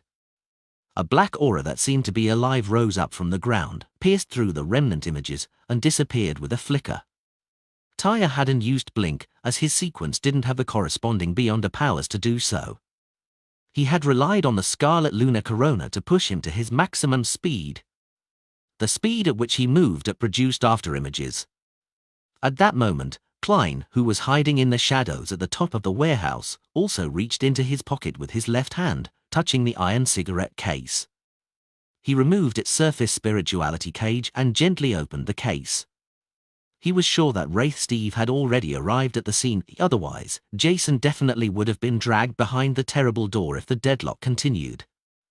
As for Wraith Tyre, despite being augmented by the Scarlet Lunar Corona, he was unable to instantly finish Marek off. When Sharon aimed the Door of Mysteries at the werewolf, the Scarlet Lunar Corona would end up changing owners. As soon as Klein's fingers touched the all-black eye inside the metal cigarette case, his mind filled with crazy, foul, and terrifying ravings. There were terrifying ravings that made his blood vessels bulge. He felt as though his eyes were cracking, and his head could explode at any moment. And in the midst of these ravings, Klein saw strange, mysterious, and illusory black threads. They were divided into groups, some of them extending to Sharon's body, some of them from Werewolf Tyre. They intertwined with each other without entangling themselves as they extended into the void. Among them, many of the black lines came from a spot not far away from Marek, and they didn't overlap. Wraith Steve. He wants to possess Marek. With a thought, Klein retracted his left hand. Instead of drawing his gun to shoot, he snapped his fingers without making much of a sound. Boom! An explosion suddenly occurred between the 2 warehouses. The raging flames and heat caused a figure wearing a black double-breasted frock coat to float out. After catching the attention of the others, Klein quickly drew his gun and pulled the trigger at the spot he remembered. At the same time, the dark golden sunbird brooch on his chest flashed with a ray of light. He added cleaver purification to the purifying bullet. Bang! The bullet shot out with a faint golden beam of light. Lord of the Mysteries Chapter 348. Translator, Atlas Studios. Editor, Atlas Studios. A faint golden stream of light flashed past, hitting what seemed like an empty space. However, resplendent flames suddenly rose up from that spot, rapidly forming a silhouette who was wearing a black tuxedo and a dark red cloak. The figure's left arm was burning with holy and pure flames as it continuously emitted faint black and green smoke, illuminating his pale face in dark green glow. It was a man in his 40s with oily hair that was neatly combed with meticulous attention. His eyes were dark and green, and while possessing no emotion, there were no signs of pain. Wraith Steve. He turned his head and looked maliciously at Klein, who was at the top of the warehouse. Klein was startled as he felt his body suddenly turn cold. Even the heat brought by the sun brooch couldn't counteract it. His body stiffened quickly, and his eyes glazed over.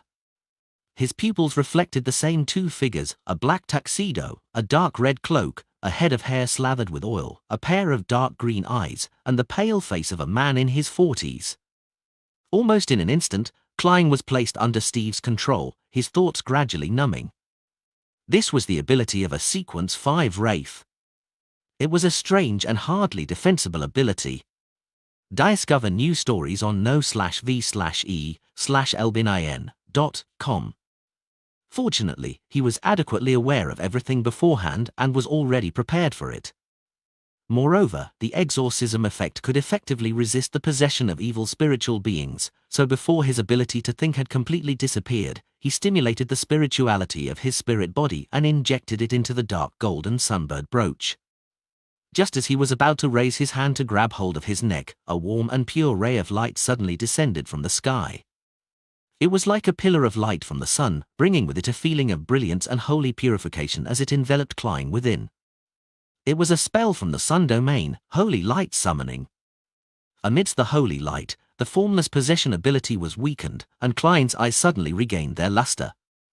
In close succession, his body ignited, becoming brittle and charred, leaving behind a thin piece of paper.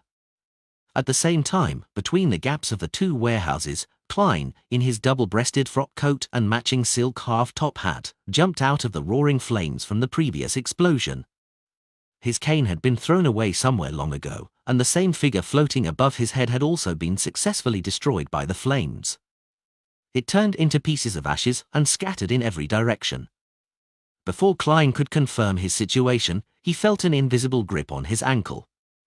There was a firm grip on his calves, arms, chest, and clothes.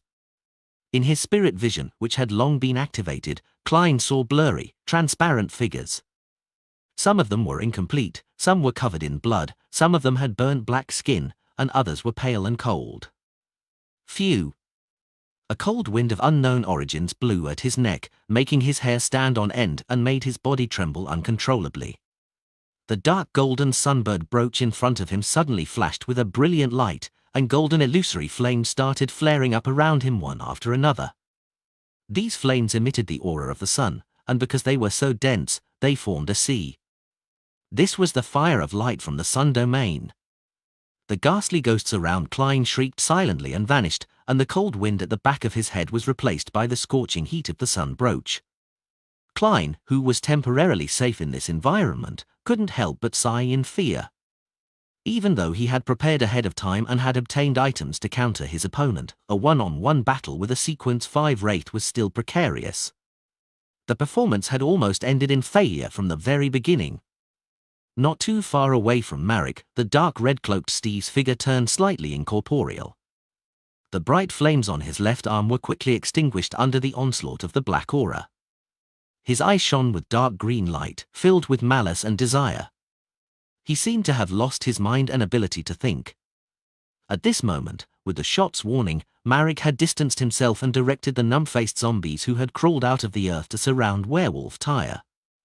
He created slippery layers of ice and rotting sludge in an attempt to affect his enemies' movements. Werewolf Tyre held onto the tiny full moon that was emitting crimson light as he ran without stopping. When he was blocked by a zombie, he casually swiped down. Whoosh! The zombie was immediately split into 6 pieces. The long rotten flesh and wriggling maggots sprinkled all over the ground. Werewolf Tyre froze for a moment, looking at his claws in disbelief. Only then did he understand that the augmentation that the Scarlet Lunar Corona brought him wasn't only restricted to speed. He felt that he had mastered some powerful and strange spell. Tyre stopped running and turned to face the pale Marek. At this moment, zombie Jason was drawing closer to the illusory but mysterious door. His body was covered with dark green vines that had protruded from the faces of the babies. He was being dragged by arms that were either full of teeth or were skinless. His eyes were almost touching the crack of the bronze door as he stared coldly at the indescribable eyes hidden in the darkness. It was as if that place was the final resting place for his heart. No. His body, which was controlled by bloodlust and the desire to kill, shouted out shrilly. Werewolf Tyre, who was about to counterattack, stopped instantaneously. Clenching his teeth, he threw the miniature version of the Crimson Full Moon at Steve. Only by allowing a Sequence 5 Beyonder to regain his strength would he be augmented, allowing the battle to come to a quick end. Only then would Jason have a chance of being rescued. Upon seeing this, Klein's eyes lit up, and he immediately snapped his fingers. Pa! Boom! In the Scarlet Lunar Corona's trajectory, a pre-buried explosive threw up the soil, blew out a strong impactful gust of wind, and set off a scarlet flame. Being struck by this, the Scarlet Lunar Corona was redirected and landed in another direction. Boom! Another explosive blew up, inducing a fiery light to rise up. Klein leaped up and pounced at the scarlet lunar corona, which wasn't too far from him. Suddenly, a pale palm appeared right in front of the scarlet lunar corona's landing spot and grabbed it. It was none other than Steve, who had disappeared and then reappeared. His instincts made him chase after the full moon. Pa! With a soft sound, Steve grabbed the scarlet lunar corona. His dark green eyes, which were full of malice and desire, gained a trace of spiritual luster. This caused him to return from the form of a pure wraith to a Sequence 5 powerhouse. He smirked at Klein. He wasn't in a hurry to deal with this weak opponent, so he let his figure disappear once more. Klein, who had already thrown himself out, rolled twice, reached into his pocket with his left hand, and once again gently flipped open the iron cigarette case. He touched Rosago's all-black eye. Amidst the ravings that caused his tears and snot to constantly flow, Klein saw more strange black lines, and from their origin, he caught a glimpse of the invisible Steve. He was closing in on Sharon, who was slumped to the ground weakly, at high speeds. He wanted to control her, rescue Jason, and put an end to the battle. Sharon was their main target for this operation. Klein suddenly retracted his left hand, and with a thought, he once again injected his spirituality into the sun brooch. 2. 1. A holy beam of light descended from the sky, enveloping Sharon from behind. Steve, who was wearing a dark red cloak, suddenly appeared a few meters away, barely avoiding the holy light. With the augmentation of the scarlet lunar corona, his speed was already frightening to the point of him being capable of effectively dodging in an instant. But at the same time, the genuflecting Klein had raised his right hand and pulled the trigger of the revolver. His target was Jason. A resplendent bullet flew out, aimed directly at Jason's back, and was about to help him enter the bronze door of mystery. But at that moment, Steve disappeared and reappeared behind Jason, blocking the bullet with his open left palm. Sizzle! The sunlight from the explosion made him shake his arm in pain. He narrowed his eyes as his skin was constantly charring and peeling, but it quickly healed. Suddenly, he heard a crisp sound. Klein had snapped his fingers again. Boom! A nearby explosive exploded. The resulting shockwave and bullet-like stones shot out in all directions. A large number of them landed on Jason's and Steve's bodies. No! With a blood-curdling scream, the clothes on Jason's side tore apart, and the quickly darkening white spots on his skin appeared as if fresh blood was about to seep out. To a zombie with a body as hard as steel, this wasn't an effective injury, but to a person like Jason who was struggling to hold on, it was equivalent to the beckoning of death. He could no longer hold on as those terrifying arms quickly pulled him into the crack of the bronze door. No! Jason's scream resounded into the distance as the mysterious and illusory door closed with a clang, devouring the rest of his screams and isolating it from the world. The clearing in the middle of the warehouses turned completely silent. Jason had completely disappeared, as though he had never been born into this world. Steve's eyes widened, and he opened his mouth, letting out an angry screech, "Damn it!" Bam! As his voice resounded, Klein felt as if someone had heavily hammered him in the head. His vision turned blurry, and whatever he breathed in smelled of blood. His vision had become blood red. For a short time, his ears were filled with buzzing sounds, and he couldn't hear anything else. After Tyre delivered the scarlet lunar corona, he had grown black fur and sharp fangs. He was no longer immune to its effects and painfully covered his ears. Blood even flowed out from the corner of his eyes and mouth. Marek, who should have seized the opportunity to grab him, was in an even worse state. His desire and malice, which had been suppressed by the sedative, had reared their heads once more, causing him to almost lose control of his zombies. His expression was extremely twisted.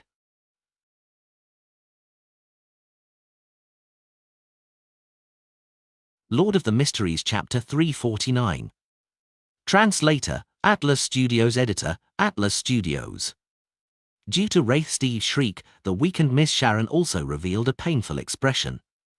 However, she still managed to close her palm with much difficulty, causing the rays of light to be severed, which caused the illusory, mysterious bronze door to disappear. Klein knew that the situation was turning bad. Enduring his headache, he quickly took a step back and entered the fire. His figure quickly disappeared and reappeared in another explosion that happened in a different direction. He had just jumped out in an attempt to strike back when he saw Steve, the middle-aged man with the dark red cloak, stop in his tracks instead of chasing after him, as though he was waiting for something. Klein suddenly felt agitated. His head felt dizzy, and his stomach spasmed. He quickly weakened, but he had no idea why. Marek, who had just recovered from the sharp shriek, also had an abnormal reaction. He constantly stretched out his hands to grab at himself, as if his body suffered an uncontrollable itch. He gasped for breath as he used his long, sharp nails to rip apart his clothes and left white streaks across his body. The more he scratched, the deeper it became, causing its redness to seep out. Sharon fell to the ground, but she couldn't stand again. Her blue eyes lost their focus, as though she couldn't see anything. "Poison," she whispered the word. Not far from her, Steve looked at her tightly clenched fist. He seemed rather fearful of the bronze door that was covered with mysterious patterns and an indescribable smell. He didn't dare to recklessly make a move. In his right hand, he held the scarlet lunar corona, the crimson full moon that was releasing a cold glow. Using his left hand, he took out a brown, translucent glass bottle from his pocket and he snorted. Biological poison bottle can be used to randomly create different kinds of toxins. As long as you open it, the poisons will gradually spread to its surroundings. It will be effective in less than a minute, and the symptoms will only become worse. In 4 minutes, if you don't leave the poison-filled environment, then the corresponding effects will be unpreventable, such as death. What a pity. I thought Jason would be able to hold on to this moment. Sharon, you wouldn't have been affected since a spirit body isn't afraid of poison, but unfortunately, there's the scarlet lunar corona here, which prevents you from switching states. Perhaps you can give up resisting and let me understand your hidden charms. He appeared to be leisurely introducing the abilities of the mystical item in his hand, as though he wanted to wait for Klein and company to completely lose their ability to resist before attacking. However, Tyre didn't understand his intention. Under the influence of the scarlet lunar corona, the irrational werewolf started his counterattack without hesitation. He threw himself forward, flailed his claws, and swiped across Marek's body, tearing it apart. Clang! Clang! Clang! The sound of nails tearing through steel sounded in succession, and Marek's skin finally showed signs of bloody wounds. Discover new stories on no/v/e/elbinin.com. Klein pinched his forehead. It felt like his forehead was starting to heat up, but the negative effects weren't as bad as what Steve mentioned. It seems like the poison has been weakened by the Sunbroach's constant purification and purging effect. Klein suddenly sneered. Are you planning on attacking us after we succumb to the poison? Why do you think I didn't use fireworks just now? Why do you think I relied on explosives? With so many explosions, I've definitely attracted the attention of others. The official beyond us nearby are rushing here at this very moment. You don't have much time left. Steve turned his head to look at Klein, whose face couldn't be identified thanks to the paint that was smeared on it. He suddenly laughed and said, I forgot there's a bug that I can easily deal with. Don't worry, you'll definitely be dead before the people from the church arrive. Before he could finish his sentence, Klein suddenly raised the revolver in his right hand and shot out a purifying bullet. Steve moved his footsteps slightly, traversing several meters in turn. Along the way, he left after images behind. However, Klein's bullet didn't hit where he had aimed. Instead, it hit the middle of the clearing, piercing through the soil, and creating a loud commotion. A breeze of spirituality blew past, and both Marek's zombie and Steve's shadow stopped moving at the same time. In a split second, they charged out rapidly, charging towards the center of the clearing like a pack of hungry dogs at mealtime. Steve, who was about to use arcane methods to control Klein and easily kill him, was stunned for a moment. Then, he revealed a puzzled and surprised expression. For some baffling reason, he discovered that he couldn't command the undead he controlled. It was a first for him. At the same time, Klein snapped his fingers, detonating a few more bombs and setting off scarlet flames that soared into the air in different locations. His figure leaped from one bonfire to the other as he blinked towards the clearing's exterior. "You want to run?" Steve whispered. Just as he was about to turn incorporeal to chase after his target, he found that the zombies and shadows had dug out a square metal box and were fighting for the item inside. Soon, one of Shadow succeeded. Its body swelled, and seemingly gaining intelligence, it flew in another direction. "So that item is used to delay my actions and allow him to successfully escape." Humph, he still doesn't understand what a wraith and the Scarlet Lunar Corona is capable of. Steve temporarily gave up on chasing Klein. Putting away the biological poison bottle, his body suddenly disappeared and appeared on a thin layer of ice that formed in a puddle of water. He relied on his terrifying speed to drag out an afterimage and arrived behind that giant shadow. Steve's eyes flashed with a dark green light.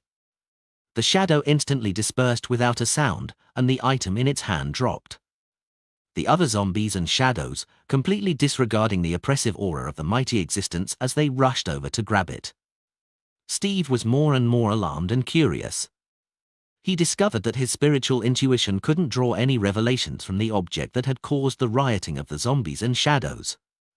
He stepped forward and grabbed the object with his left hand. It was a dark gold key ring. Hanging from it was an ancient and exquisite copper whistle. Beside the copper whistle hung a simple bronze key. They clung closely together as they remained in Steve's pale palm. At the same time, Steve's Scarlet Lunar Corona in his right hand was quietly emanating a crimson glow, like a miniature full moon. Before thoughts even surfaced in Steve's mind, a faint but very strange sound entered his mind, ripping at his nerves and scraping his scalp. "Ah!" Steve let out a miserable scream and fell from midair to the ground. The Scarlet Lunar Corona, which he held in his hand, and the key ring with the copper whistle and key were sent flying at the same time. He struggled and twisted on the spot, his body bulging and protruding.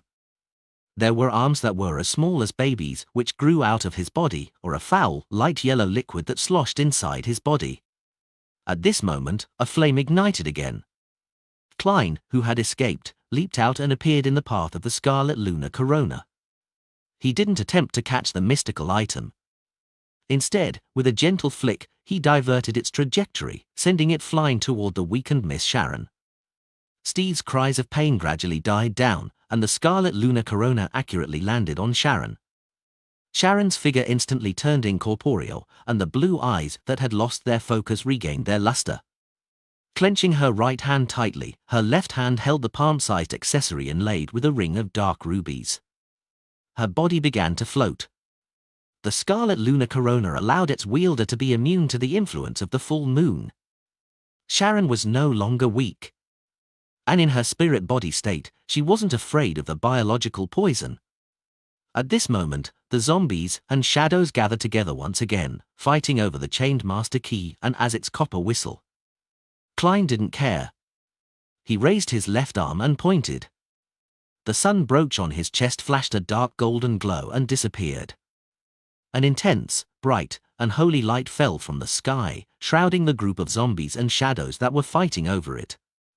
In what seemed like daylight, the transparent and bizarre shadows quickly melted and disappeared. The pale and stinking corpses emitted black smoke first before they ignited and burned like candles.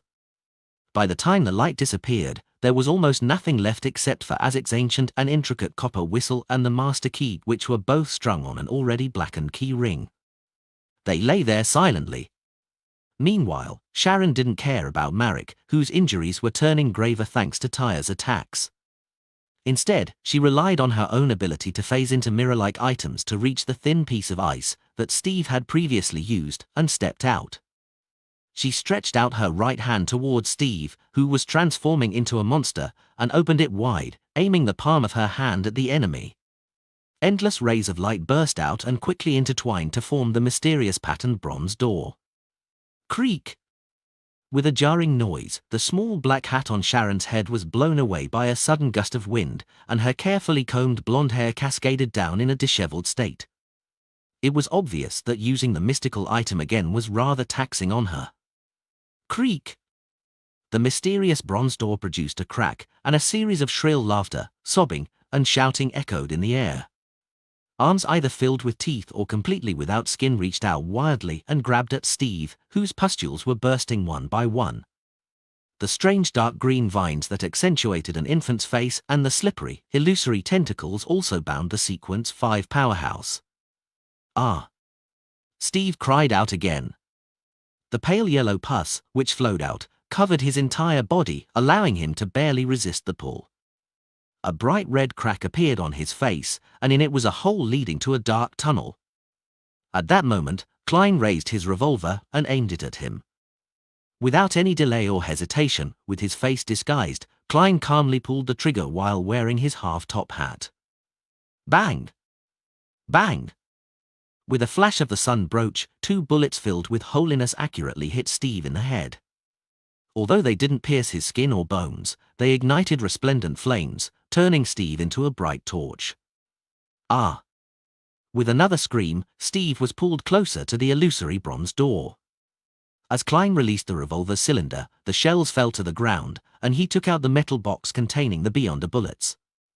At the same time, he once again injected his spirituality into the sun brooch.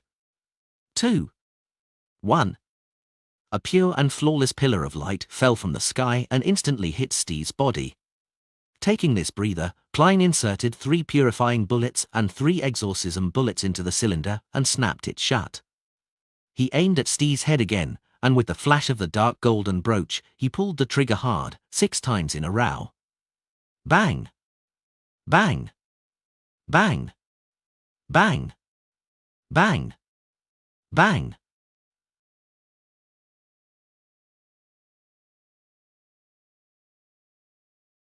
Lord of the Mysteries Chapter 350. Translator, Atlas Studios. Editor, Atlas Studios. One by one, the bullets sliced through the air, either swirling with a golden luster or emitting resplendent beams as they hit Steve's head. Thanks to a clown's control over his body and his persistence in practicing his marksmanship, Klein's 6 bullets, which were augmented with cleave of purification, accurately hit the same spot as the first 2 bullets. They were like fists from a giant of light, repeatedly pounding at the left of Steve's face. With a series of bangs, Steve, who had been entangled by the strange arms and the dark green vines, failed to phase away to avoid the attack. His head was whipped to the side repeatedly as his body trembled. His cheekbones quickly caved in, breaking out into sharp white bones. Bang! The last bullet completely tore through, splashing the Sequence 5 powerhouse's dark red blood. This opening allowed the resplendent and golden flames to continuously drill in, burning into bursts of dark green mist. In the holy light, Steve's clothes were ignited. His body was quickly charred as he dripped with grease. However, he was still alive. Compared to Nimble Right Master Rosago, the survivability of a Sequence 5 from the mutant pathway was clearly much better. However, the heavily injured Steve could no longer resist the strange tugging arms. His legs moved forward uncontrollably, almost flying towards that bronze door and into the deep crack that had opened. He was thrown into the darkness where pairs of eyes lurked. At this moment, Sharon suddenly clenched her right hand, her forehead covered in sweat. The illusory and subtle rays of light were abruptly severed, and the indescribably mysterious bronze door lost the source of its existence. It swayed, and before Steve entered, it reluctantly pulled back its long arms, which were either filled with teeth or blood, and sealed the crack. Creak! The door closed, quickly becoming transparent before it disappeared. Steve's leaning body was rigid in place, blackened, and shriveled, like a mummified corpse that had been burned for a long time. With her right fist tightly clenched and the scarlet lunar corona on her, Sharon's figure rapidly turned incorporeal. She took a step forward and overlapped with Steve. Klein's spirit vision instantly lost sight of her.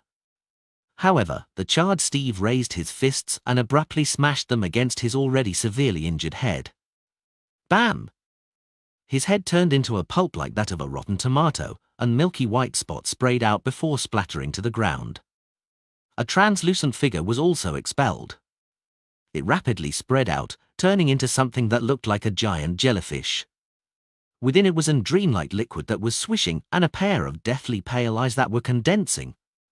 Sharon was forced out by this strange object, and she reappeared beside it. She suddenly stretched out her left hand, letting out a silent shriek. The ground suddenly turned black, as if it had turned into a muddy deep sea. Twisted bloody vines grew out from it, splitting into many sections, with each section having 4 sharp teeth and an eye. Explore up-to-date stories at no/vel/bin.com. The blood-red vine wildly grew upwards, immediately locking onto the jellyfish-like phantom as it greedily sucked the dreamlike liquid within. The phantom quickly collapsed, and the blood-red vine once again retreated back into the muddy deep sea. But with this delay, the headless, charred Steve began running. He tore across the clearing and headed for the way out. He still wasn't dead despite already losing his head. Steve had only run a few steps when a sudden crisp sound cracked in the silence. Pa! Klein, in a black double-breasted frock coat with a matching half-top hat, turned to him and snapped his fingers. Boom! The dirt beneath Steve's feet was violently lifted, and scarlet flames soared. It spread upward, and when it reached its highest point, it spilled down like beautiful fireworks. Steve's body was torn to pieces from such fireworks. His charred hands, feet, guts, and blood splattered everywhere. One of his fingers rolled to Klein's feet, and the brown, translucent biological poison bottle fell in another direction. The mutilated body, which was the last traces of Steve's existence, squirmed a few times before finally becoming still. In the scene with the blooming fireworks, Klein felt his spirituality become more active, and the powers that still wasn't completely his had become more attuned to him. In response to this sensation, he passed the revolver to his left hand. He took off the silk half-top hat from his head with his black-gloved right hand, and he pressed it to his chest, and bowed slightly at Sharon. Sharon's blue eyes looked over. She looked past Klein to the carnage of Werewolf Tyre and Marek. Sharon's figure disappeared, and Tyre's eyes reflected her image. Tyre stood there stiffly, his black hair standing on end. He raised his arms with great difficulty and pressed them against his head. Catcher! He twisted hard, and his eyes soon saw his spine, which were underneath the cover of his torn clothes. Pa! Tyre twisted and pulled again, pulling his head out of his torso. Throughout the entire process, he didn't let out a single scream or a single word. He held his head, letting the blood constantly drip down. The corpse which had lost its head was still standing straight, without toppling. Sharon didn't immediately leave Tyre's body. She appeared to be attempting something. Very soon, bits of dark green light emerged from Tyre's head and body, quickly condensing onto one of his fangs as its core. It seems like Miss Sharon has a way of accelerating the separation of a Beyonder characteristic. The prerequisite to doing so requires her to possess the target, kill the person, and have complete control of the body. Enlightened, Klein bent down and picked up the shells that had fallen to the ground, stuffing them into the metal square box, one by one. He was afraid that the investigators, which would subsequently arrive, would find the artisan through the uniqueness of the shells and, hence, find the woman who had purchased the Briber and Barbarian formulas from him. Then, they would lock onto Eye of Wisdom's gathering, causing his safety to be threatened. As for the bullets, they had long been sacrificed to the corresponding deities in the holy light and flames, just like the materials in charms. Putting the revolver away, Klein was about to take a step forward when Sharon appeared beside the biological poison bottle with an exaggerated speed. She made it float up and land on her palm. Before Klein could think of anything else, the pale woman flicked her wrist and threw him a translucent brown bottle and a dark green fang. To save time, she's helping me pick up my spoils? Klein was startled. He instinctively pulled out a piece of paper and covered the two items. He didn't come into direct contact with them. At this moment, he could see that Sharon's complicated black regal dress had lost its usual tidiness and cleanliness. It fluttered gently in the wind, and a few strands of her light blonde hair were stuck to the side of her face, making her feel more like a person. This biological poison bottle comes with its own lid. I just wonder what negative side effects it has. Klein lowered his head and examined his spoils of war. He used the black cap hanging on the side to reseal the biological poison bottle so that it wouldn't continue to do him harm. As for the dark green fang, it was the Beyonder characteristic left behind by Werewolf Tyre. As Klein placed the two items into a small metal box he prepared, and he used holy night powder to create a wall of spirituality, blocking off the influence they had on their surroundings. He watched Sharon's figure disappear from the corner of his eyes. Steve's remnant flesh squirmed and produced a nearly translucent point of light. Similarly, he was still on guard against Marek, lest he suddenly went crazy. Amidst this vigilance, he discovered that the healing powers of a zombie was truly astonishing. The bone-deep wounds from a moment ago had now basically closed. Marek also gave him a profound look. It was as though he had remembered something and understood something. When he was done, Klein walked a dozen steps away, picking up the square metal box that had been dug up by the zombies and shadows. Then he found Isaac's copper whistle and the master key, which were surrounded by human-shaped candles. He glanced at it and awkwardly realized that he didn't dare to pick them up. The effects of the scarlet lunar corona were still radiating through the clearing. This was the last trap he had set up, one that would never be used unless all other means were exhausted. For this, he had taken the time to visit a hospital's morgue and test out what the corpses would do after they had gotten their hands on Isaac's copper whistle. It allowed him to design a corresponding plan. Whom? Can you stop the influence of the scarlet lunar corona? Klein turned to look at Sharon, who had materialized again. She already had an additional translucent doll in her hand. Without saying a word, Sharon placed the scarlet lunar corona to her chest with her other hand. The circle of rubies quickly dimmed, and the light from the full moon disappeared from the abandoned land. Only then did Klein lean over and grab the keyring with his fingertip, raising up Isaac's copper whistle and the master key. Then, he stored them in the square iron box with concave bullet marks and quickly created a seal.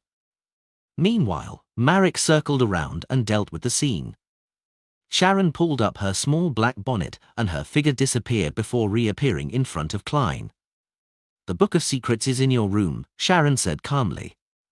"That is to say, no matter what the end result is, as long as I can make it back alive, I will be able to get a portion of the reward.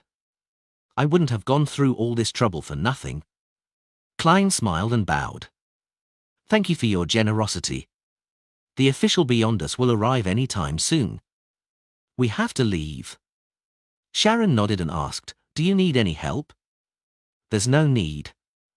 Klein chuckled. "I still have lots of fireworks, which I haven't released." As soon as he finished his sentence, he raised his hand and snapped his fingers. Boom! Boom! Boom! The remaining explosives exploded, one by one, sending flames up into the sky. They clustered around the largest and most eye-catching one in the center, producing a dreamy and beautiful scene. Sharon's gaze was instinctively attracted to it for a second, and when she looked back, Klein was no longer there. There was only a spark that gradually dissipated. Away from the clearing, he took a small detour northwest, preventing him from running into any official beyond us on the way. One match after another was lit on the road, and the flames quickly soared up and then quickly disappeared. Klein's figure constantly emerged from within them as he leaped across the flames and departed the West Balan dock. Immediately following that, he took out a special bottle of extract and wiped it over his face. With a gentle wipe using a piece of paper, he removed all the paint. "Pa!" Klein shook his wrist and burned the paper to ashes. Then, he picked up the cane he had hidden nearby, straightened his clothes, and walked out into the street like an ordinary person. Not long after, Klein arrived at a cathedral. Its name was Leva Cathedral.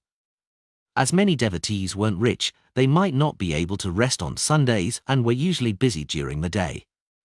Thus, the cathedrals of the various churches typically opened until the early hours of the morning, giving most believers the opportunity to pray and repent. Klein looked up, tapped the steps with the black cane in his hand, and stepped inside. He intended to avoid the subsequent round of inspections of the surroundings people. A few minutes later, a machinery hive mind team appeared at the clearing surrounded by abandoned warehouses. There were a total of 5 of them, each armed with different kinds of Beyonder weapons. However, all of them frowned when they saw the cleaned-up scene. After looking for a moment, they began putting in effort to gather clues. Leave a cathedral. Since it wasn't even 11 yet, there were quite a few people here. However, not a single person spoke. The entire prayer hall was so peaceful and holy that no one wanted to break the silence. Klein sat in the third pew along the aisle. He leaned his black cane forward and took off his silk half-top hat. Wearing a black double-breasted frock coat, he clasped his hands against his lower jaw and closed his eyes. His expression was abnormally calm as he faced the triangle-shaped sacred emblem in front of him. Lord of the Mysteries Chapter 351. Translator, Atlas Studios. Editor, Atlas Studios. After a full half hour of uninterrupted silence, Klein opened his eyes and slowly rose to his feet. He took his cane, put on his hat, and left the cathedral, taking a rental carriage back to Minsk Street in the dark. At this moment, the vigilance and surveillance of the surrounding area had inevitably relaxed, turning into the shadows under the light of the gas lamps. Shortly after midnight, Klein took out his key, opened the door to his house, and entered the empty guest rooms to search for the Book of Secrets. It didn't take him much effort to find the old book, bound in thick goatskin, in the wardrobe in a room on the first floor. The hardcover of the book was dark black, with 2 lines of Hermes written in crimson. Book of Secrets. Klamen. Phew. Klein exhaled but was in no rush to read the book. Instead, he quickly constructed a wall of spirituality in the room, summoning and responding to himself via a ritual, and then he threw Azic's copper whistle, the master key, the all-black eye, the Beyonder bullets, the bottle of biological poison, the werewolf Beyonder characteristic, the Book of Secrets, and even all the vessels above the grey fog. He planned on waiting for the commotion to subside before deciding on which to take out and which to carry. After doing all this, he didn't even bother to study the werewolf Beyonder characteristic or the bottle of biological poison. He simply washed up and laid in bed. There were 2 reasons for doing so. Firstly, reading the book was too time-consuming. It was very easy to bring trouble to his body in the real world on this rather uncalm night. Secondly, Klein was aware of his current weakness, which was that the speed at which his spirituality was growing wasn't enough to satisfy his ever-increasing Beyonder powers and mystical items. After such an intense battle, his spirituality was already drained. His head was aching, and he was drowsy. Yes, the one thing that places the greatest burden on my spirituality are the paper figurine substitutes, followed by the creation of sun holy water with the sun brooch, but it wasn't used tonight. Next in the list is holy water creation and flaming jump. Klein yawned and used cogitation to get rid of the state of extreme tiredness and tenseness that prevented him from falling asleep. In less than 10 seconds, he entered the land of dreams as various fragmented scenes appeared alternately before him. In the clearing surrounded by the abandoned warehouses, the machinery hive mind came and went before coming again. The person in charge of investigating this incident went from being a team captain to an expert at the rank of deacon. Ikanza Bernard's brown hair remained unkempt and stuck out stubbornly, making it impossible to hide them even with a hat on. This led to many members of the machinery hive mind to secretly joke that the deacon probably used a bomb to style his hair. At this moment, Ikanza, with his cut jaw and facial features, was holding a silver mirror with ancient patterns on it. On each side of the mirror was an eye-like ornament. They were built on the foundation of a black gem which looked serene and charming. Ikanza surveyed the area and said, although the rats in the sewers are experts at interfering with divination and mediumship and had already dealt with the scene effectively, this is a mysterious Beyonder world, and there is no way to guarantee a 100% success. As he spoke, he looked at the silver mirror in his hand as he used his right hand to touch its surface thrice. After pausing for 2 seconds, Ikanza took a deep breath and said in a deep voice, "Respected Rhodes, my question is, who are the participants in the incident that just happened here?" The surrounding darkness suddenly thickened, and the surface of the silver mirror began to ripple with aqueous light. Soon, a scene appeared in the silver mirror. Amidst the rising flames, there was a figure floating in the air. He was wearing a black double-breasted frock coat and a half-top hat. His body was distorted, and his face was indistinct. Furthermore, his face was smeared with paint. Beneath his feet, flames rose up and engulfed him. As the aqueous light flashed, the scene changed. A middle-aged man in a dark red cloak appeared. His arm was burning with resplendent flames, but his head was hidden in the darkness. Scene after scene was played out in front of their eyes. They saw a woman with a complicated black regal dress and messy blonde hair. However, her face was completely transparent, as if she didn't exist. Beside this lady were two men with black fur all over their bodies. Only their backs could be seen as they were being pulled by strange arms. Finally, the changes came to an end as it fixed onto the blazing flames that soared into the sky. The fireworks bloomed in a splendid and resplendent fashion as they lit up the entire scene. In this dreamlike scene, the man in the black double-breasted frock coat appeared once again. Twisting and retracting, he faced forward, pressed his hat to his chest, and bowed slightly. Not only was his face extremely blurry after being interfered with, but it also presented a glisten of oil. Just as Ikanza was about to ask his teammates for their opinions, several lines of text in ancient Fasak appeared on the surface of the mirror. Based on the principle of reciprocity, it's my turn to ask the question. If you answer wrong or lie, you will be punished. The word punishment was blood red, as if it were dripping with liquid. The expression on Ikanza's face was twisted at first, before it turned abnormally serious. Soon after, the mirror's aqueous light flashed and a new line of text appeared. What's your sexual orientation? Ikanza was stunned as he felt the gazes of his surrounding team members all land on him. 6 in the morning. The sky was just beginning to brighten. The sleeping Klein awoke to the punctual church bells. According to his usual habits, he would just turn around and continue sleeping until it was almost 8 o'clock. But this time, he immediately sat up and looked around. Yeah, I didn't get raided on the pretext of checking my gas meter. He let out a sigh of relief, and without even bothering to clean himself, he got off the bed and took 4 steps counterclockwise to go above the grey fog. He wanted to study his spoils from last night. Sitting in the full seat, Klein started from the simplest. He picked up the dark green fang and observed it for a few seconds. Then, he conjured a pen and paper and wrote the divination sentence, its effects. This didn't mean that divination could be used as a substitute for experimentation. With the fact that he held the item in his possession, and how he knew a lot about prisoner, lunatic, and werewolf from Sharon and Marek, he believed that it was enough for him to attempt to gain some revelations from it.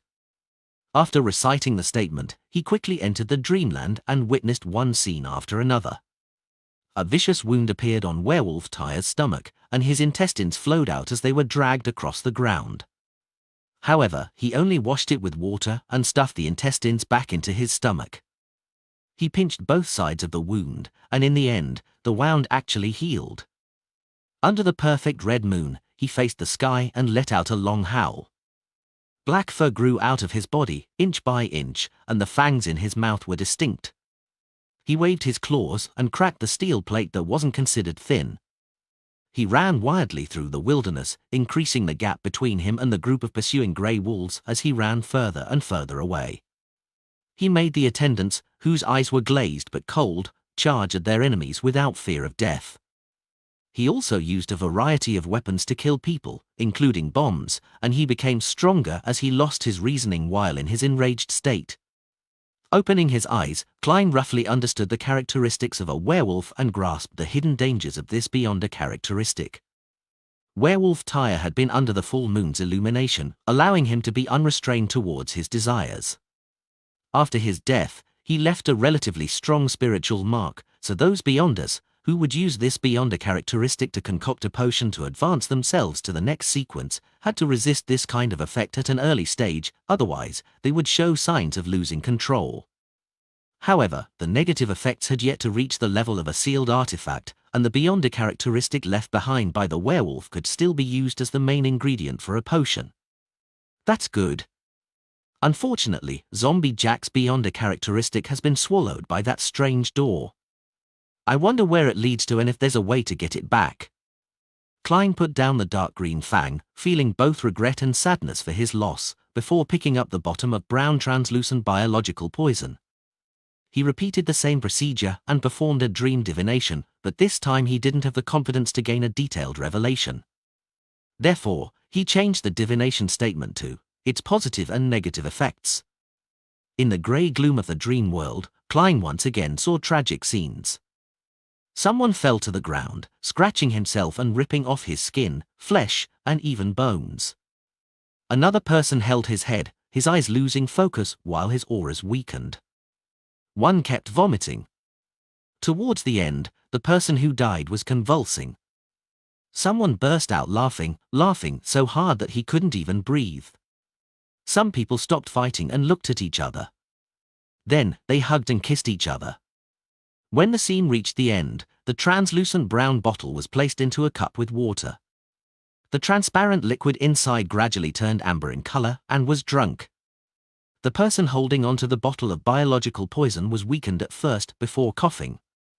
Then, he touched his forehead. He found himself scalding as his condition turned for the worse.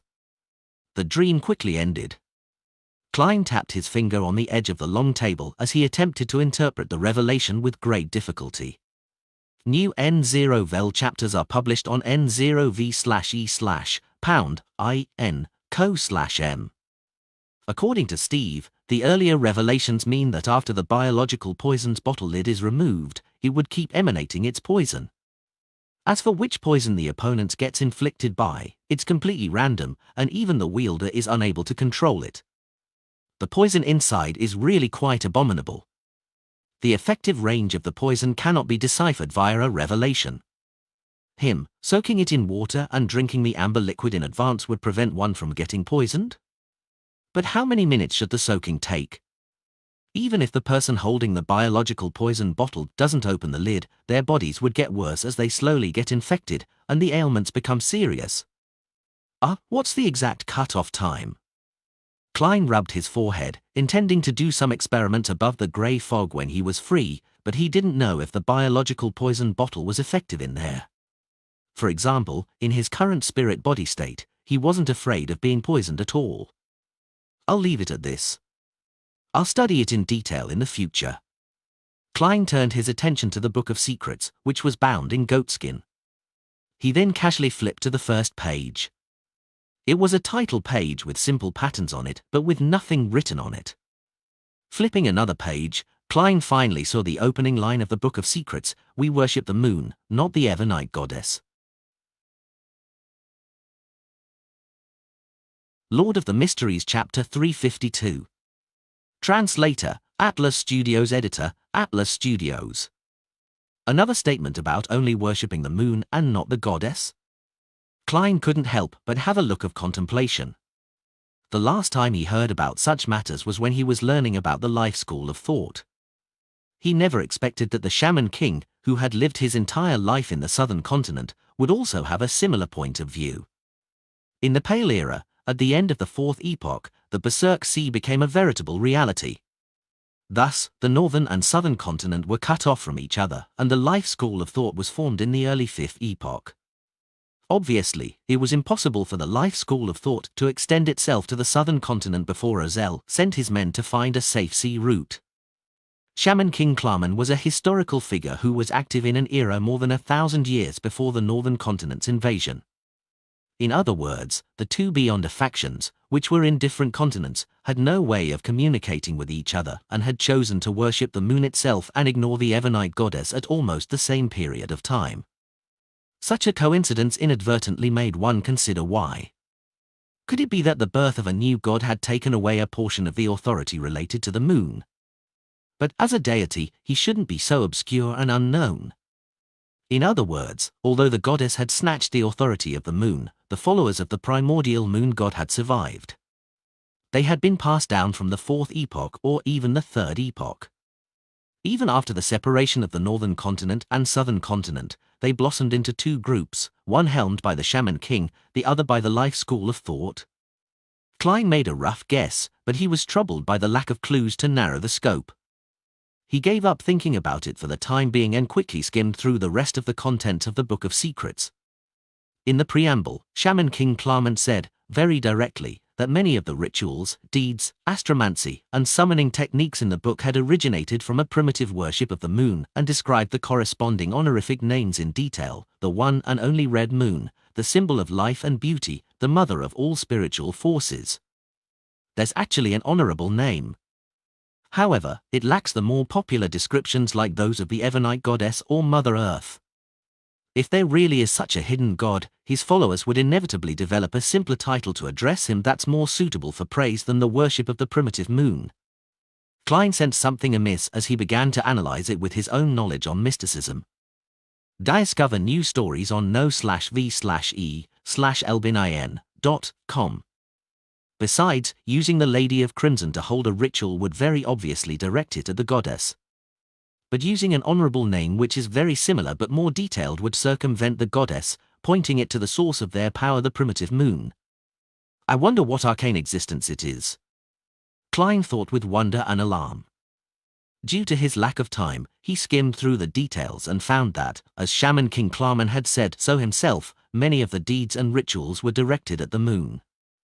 For Klein, it wasn't a cause for concern. He didn't plan on copying them wholesale and end up provoking the primitive moon, which he had no idea about. What he wanted to learn was the overall structure, design, and details of the deeds and rituals. Only by mastering the underlying rules could he come up with his own secret deeds, rituals, astromancy, and summoning techniques that pointed to the King of Yellow and Black. Perhaps in the far future, I'll have my own mysticism system. Klein removed the spirit pendulum from his wrist and finally confirmed the authenticity of the Book of Secrets. After receiving a clear answer, he was in no hurry to use the werewolves beyond a characteristic to divine a formula. After all, he wasn't able to sell it, and for the same reason, he decided to delay the research of the biological poison bottle for a while. He quickly returned to the real world and drew the curtains. He saw the sun, which wasn't capable of illuminating the land. It was hidden behind the clouds and fog, looking somewhat pale. Achoo! Suddenly, Klein covered his nose and mouth, and he sneezed. Only then did he realize that his head was aching and burning. He felt lightheaded and had seemingly caught a cold. I actually fell ill as a Sequence 7 Beyonder. Klein pulled out a piece of paper and sniffed. He carefully thought back for a moment and quickly understood the reason. The negative effects of the biological poison bottle would gradually weaken the possessor and result in an illness. If it was carried around even longer, then it might even lead to death. And this effect couldn't be eliminated with the use of spirituality seals. Last night, Klein's spirituality was almost nearly emptied after the battle. While his body was still weak from the poison, he still carried the biological poison bottle with him and hid in Lever Cathedral for half an hour. Adding the time spent on his return to Mince Street, and he had embarrassingly fallen ill. Thankfully, it's not serious. It doesn't affect anything. Klein sneezed again as he prepared to soak himself in a hot bath. After washing his face and rinsing his mouth, he specially fried an egg to reward himself. The fragrance was truly tantalizing. A Shaman King's Book of Secrets and the biological poison bottle, a mystical item that's not worse than the sun brooch, as well as a Sequence 7 werewolves beyond a characteristic. I made quite a killing this time. It's just a pity that I didn't manage to obtain the zombie beyond a characteristic. Klein sat by the side of the dining table. As he ate, he did a tally of his spoils. What made his heart ache was the fact that he had used a total of 11 Beyonder bullets, each worth nearly £10. That is to say, I burned £100. It's really like throwing money to deal damage. It's no wonder most low and mid-sequence Beyonders are so desperate for money. Klein glanced down at his breakfast. They added up to only a few pence. After breakfast, Klein idly read the newspapers, sneezing from time to time as he wiped his nose and mouth with a piece of tissue paper. As soon as the church bell stopped chiming at 8 o'clock, his doorbell rang. Klein wasn't surprised to see the reporter for the Daily Observer, Mike Joseph. The reporter, with beautiful blue eyes and a thin mustache, but with rather rough skin, took off his hat and greeted him. Then he went straight to the point. "Detective Moriarty, do you have time to take the job? Although he had a cold, he still needed to take on jobs like usual to avoid suspicion from anyone during this period of time. Klein, who had just finished a job, smiled and said, "I'm slightly ill, but that doesn't affect my fighting or shooting skills." Mike suddenly smiled and said, "Thank you for your help. Let's set off now." Detective Moriarty, have you had breakfast? I'll treat you. As your employer, I should be in charge of providing you your meals today. Inviting me to breakfast? Klein was startled. I just finished eating. But I suggest you go to Eastborough to have breakfast there. That way, you can see a lot of things. I'll just need a cup of coffee when we're there. No problem. Mike pointed outside. The carriage I hired is waiting. Klein sized him up and said, "Sir, you'd better change into something a little worse, otherwise, there will be lots of work for me." Mike looked down at his tweed coat and said with some realization, "This is too eye-catching." "It is in Eastborough." Klein pointed into his place. "I have some specially prepared clothes." We are about the same size." Mike couldn't help but exclaim, "You really are a professional." "Professional criminal?" Klein lampooned. After changing into ordinary workers' clothes, the two boarded the carriage and headed for the outskirts of Eastborough. Achoo! Klein pulled out another piece of tissue paper, wiped his mouth and nose, and blew his nose. Since there was no trash can nearby, he folded the tissue paper properly and stuffed it back into his pocket. "The food in this coffee shop is okay. Of course, this is relative to the residents of Eastborough." Klein pointed to the slightly greasy coffee shop at the corner of the street. He occasionally came here for breakfast whenever he spent the night at his one-bedroom apartment that was nearby. "Looks like it's a pretty good restaurant." Mike didn't think it was a coffee shop. It was already past 9 o'clock and there were very few customers in the coffee shop. Eastborough residents typically finished their breakfast at around 7 and began to work or to look for work. After accompanying Mike as he ordered stewed beef with potatoes, bread, and coffee, Klein looked around for a window seat. At that moment, he saw an acquaintance, the elderly man he had helped while pretending to be a journalist. "He was the one who brought me here in the first place. Why is he only having breakfast now?" As Klein thought, he turned to Mike and said, "You have an interviewee." As he spoke, he carried his coffee cup to the tramp. The man was wearing the same thick jacket as before. His grizzled hair was oily, and his beard was obvious. However, he no longer looked tired, and his face was no longer as appallingly pale as before. "Good morning, we meet again." Klein sat down across him and greeted him, noticing that his breakfast was black bread with a large cup of cheap tea that was worth a penny. The elderly man raised his head, took a close look, and said in pleasant surprise, "Mr. Reporter, it's you?" Klein laughed dryly, pointed at Mike and said, "This is my colleague, he wants to do a deeper investigation on my previous interview." Being an experienced and knowledgeable reporter, Mike didn't say anything further when he heard that. All he did was nod with a smile and greeted the elderly man. As for the matter of Detective Moriarty pretending to be a reporter, it wasn't like he had only found out about it today. He was the one who had lent him his fake reporter's identification. "So you really are a reporter?" the elderly man blurted out in astonishment. "But that doesn't stop you from being a kind-hearted person." Klein smiled and asked, "How have you been recently?" The elderly man drank a mouthful of tea and said, "Thanks to your help, I finally had a good night's sleep and ate my fill, so I wasn't that weak. My original plan was to go back to my original job making shoes, but they didn't want me. They said my hand shook." He lowered his head and chuckled, skipping that episode. "Later, I went down to the docks and found some work. It was tiring, but at least I made money. I've already rented a spot in someone's house for only 6.5 pence a week. Of course, I can only sleep there at night. Well, that's how working at the dock is like. I went early today and ate nothing. I raised my hand and shouted my name and the supervisor's name, but I wasn't chosen, so I had to come back here. Fortunately, there's still a chance in the afternoon. Those people in the morning might be busy till late and won't be fighting against us for those jobs. Klein listened quietly, occasionally taking a sip of the bad coffee. As for Mike, he took out a pen and paper and quickly made notes. Lord of the Mysteries Chapter 353. Chapter 353, today is quite different from yesterday. Translator, Atlas Studios. Editor, Atlas Studios. Finally, the elderly man, with grey hair by his temples, took a sip of tea and sighed with a smile. In truth, this is already much better than my previous situation, and it's much better than many of the people here. For instance? He pointed out the window to the tramps huddled in a corner. Klein and Mike looked over and saw a group of cowering tramps lying on the ground in a filthy place that provided shelter from the wind. They were of all sexes and ages. It was possible for them to never wake up again in the coldness of late autumn. It was then that Klein noticed an old woman in her 60s standing by the street. Her dress was old and worn, but she was relatively neat, and her hair was neatly trimmed.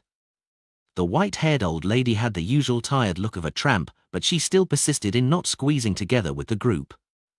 Instead, she slowly walked by the roadside, occasionally gazing into the coffee shop numbly. She's also a pitiful person. The former tramp who had eaten the leftover black bread also noticed the old lady and sighed. She was said to have led quite a good life in the past. Her husband was a grain merchant and had a very spirited child, but unfortunately, he went bankrupt and her husband and child died not long after. She's different from us, really, and you can tell at a glance. Sigh, she won't be able to hold on much longer unless she's lucky to be admitted into the workhouse every time. As he listened, Mike's expression changed from quiet to somber. He slowly let out a sigh and said, "I want to interview her." "Can you invite her for me? She can eat and drink whatever she wants here." The man wasn't surprised by this request. He merely looked at Klein and Mike separately, as if to say, "The both of you are indeed colleagues." "Yes, I'm sure she would like that." He drank his tea, got up, and walked out of the greasy coffee shop. Not long after, the elderly woman in her old but tidy dress followed him in.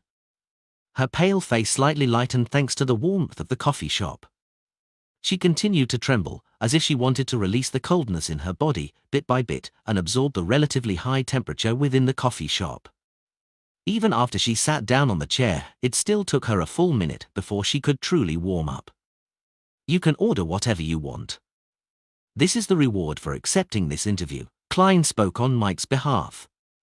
After Mike nodded, the old lady modestly ordered toast, low-quality cream, and coffee. Then she smiled and said, "I heard that one cannot eat greasy food after not having eaten in a while." Very polite, very self-restrained, not like a tramp at all. Klein sighed silently. Before the food arrived, Mike asked casually, "Can you talk about how you became a tramp?" The old lady revealed a look of reminiscence and said with a bitter smile, "My husband was a grain merchant who mainly bought all kinds of grain from domestic farmers, but we rapidly went bankrupt ever since the Grain Act was repealed. He wasn't very young to begin with.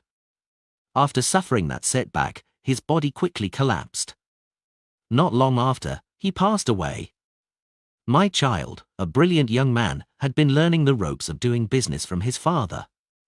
He couldn't suffer the blow, and he ended up jumping into the Tussock River on a moonless night. His first suicide didn't work. He was sent to the magistrate's court, and the police and judges were very impatient, feeling that he was wasting their time. If you want to commit suicide, please do so quietly and successfully. Don't trouble us. Yes, that was probably what they wanted to say, but they found it too direct. My child was put in prison. Not long after, he committed suicide for the second time and succeeded. The old lady spoke very calmly, as though it wasn't something that had happened to her. But for some reason, Klein felt a deep sense of sorrow. Nothing is more lamentable than a dead heart. He suddenly recalled the saying he had heard in his previous life. In this world, suicide was not only prohibited by the churches, but it was a punishable crime. As for the reason, Klein knew very well why. First of all, many suicides were committed by jumping into a river, and without being discovered in time, there was a certain probability of them turning into a water ghost. Second, the suicider often had very abnormal emotions. Thus, under such states, ending their lives was equivalent to a sacrificial offering which could resonate with particular strange and terrifying existences. Thus, their corpses and certain objects that were around after them after their deaths would carry strange curses that harmed others. This was probably where the misfortune cloth puppet behind Tingen City's Chinese gate came from. Therefore, the 7 Orthodox churches forbade their believers from committing suicide through their own doctrine, and the royal family also promoted the corresponding legislation. Of course, this seemed ridiculous to Klein. How could a suicider be afraid of punishment by the law? While Mike was taking notes, he was about to say something when the owner of the coffee shop brought the food over. "Fill your stomach first, we'll talk later." Mike pointed to the toast. "All right." The old lady ate the food in small bites, appearing very cultured. Having not ordered much, she quickly finished her meal. After reluctantly drinking the last mouthful of coffee, she rubbed her temples and pleaded, "Can I get some sleep first? It's too cold outside." "No problem," Mike answered without hesitation. The old lady thanked him gratefully a few times before she sat down on the chair and curled up into a ball as she fell asleep. Mike looked at the man beside him and said, "You seem to be very familiar with this place. I wish to hire you as our guide. How's 3 soli for the day?" "I'm sorry, I forgot to ask for your name." The man quickly shook his head and said, No, that is too much. I only earn 1 soli a day most of the time at the dock. Just call me Old Cola." "Then, 2 soli a day." "You deserve it," Mike decided firmly. After witnessing this strange bargaining, Klein blew into a piece of tissue and was about to drink another cup of coffee when he suddenly sensed that something was wrong. He turned to look at the old lady who was curled up, asleep on the chair. Her face, which had turned ruddy due to the coffee, was pale again. The colors of her aura and moods had vanished. Klein stood up and subconsciously extended his hand to check the old lady's breathing. As Mike and Cola looked at him in surprise, he said heavily, "She's dead." Mike opened his mouth, but no words came out. Cola tapped his chest thrice and said with a bitter smile, "I knew she wouldn't be able to hold on for long. Such things happen every day in East Borough. At least she filled her stomach and died in a warm place. I hope I hope it will be the same for me in the future." Klein was silent for a moment before he said, "Cola, go and get the police." "All right." Cola tapped his chest thrice once more and ran out of the coffee shop. The boss glanced over but didn't come over. It was as though it wasn't something he needed to concern himself with. After a while, a policeman in a black and white checkered uniform, carrying a baton and revolver, entered the coffee shop. He looked at the dead old lady, asked Mike and Klein a few questions, then he waved his hand and said, "That's all there is to this. The 3 of you can leave after I get someone to collect the corpse." "That's it?" Mike blurted out in surprise. He was obviously not very familiar with East Borough. The policeman sneered. "Such incidents happen in large numbers every day in East Borough." He rolled his eyes and looked at Klein and Mike. "You don't look like people from around here. Who are you? What's your identity?" Mike produced his press identification, and Klein said that he was a private detective responsible for protecting him. The policeman's face turned serious as he looked at Klein and said, "I suspect that you're carrying a gun illegally. I want to search your belongings. Please cooperate with me, otherwise, it will be considered a case of resisting arrest." Mike was suddenly worried because he knew that private detectives were usually unlawfully possessing firearms. Klein expressionlessly spread out his hands. "All right." He let the policeman search him, but nothing was found on him. After the old lady's corpse was taken away, the disappointed policeman left. Mike clenched his fist and pounded on the table. A living person just died here, yet all he cares about is investigating the unlawful possession of firearms. Upon saying this, Mike looked at Klein and asked, puzzled, "You didn't bring a gun?" Klein shook his head, pulled out his holster and revolver from under the table, and said calmly, "As a detective, I have a lot of experience in this area. As a magician, he could place the revolver right in front of someone and make it impossible for the person to notice it. Moreover, since he didn't buy any ordinary bullets, the Beyonder bullets were temporarily left above the grey fog. His revolver was currently empty, but this didn't stop him from shooting with his revolver. All he needed to do was to use his mouth to emulate a bang when he pulled the trigger. Upon seeing this, Old Cola whispered from the side, "So you're a detective?" Klein pointed at Mike and casually explained, "I was also entrusted with a mission by this gentleman the last time as well." Mike sat there without refuting. After a moment of silence, he said, "Although I've investigated the gangs and witnessed the miserable life of some prostitutes, I'm not familiar with the situation in East Borough. Please help me open my eyes to this place, allowing me to see if there are any problems with this investigation plan." As he spoke, he took a few sheets of paper from the inside pocket of his clothes and spread them out on the coffee shop table. Klein glanced at him. Interviews with East Borough residents of different ages? Read latest novels at nouv/e/l/bin.com. That's too troublesome. I think we can divide it according to location. In better apartments, 5 or 6 people squeeze into a one-room apartment. Others stay in the corner of a street that's sheltered from the wind, park benches, bars, and workhouses. In addition, they can be segregated by what time they begin work and when their rest times are. Mike listened carefully and nodded. Not a bad idea. What do you think, Cola? Old Cola pinched his nose and said, "I can't read, but I think whatever Mr. Detective said seems all right." Mike thought about it, changed his plan, and said, "Then let's go to a nearby apartment and make a random selection."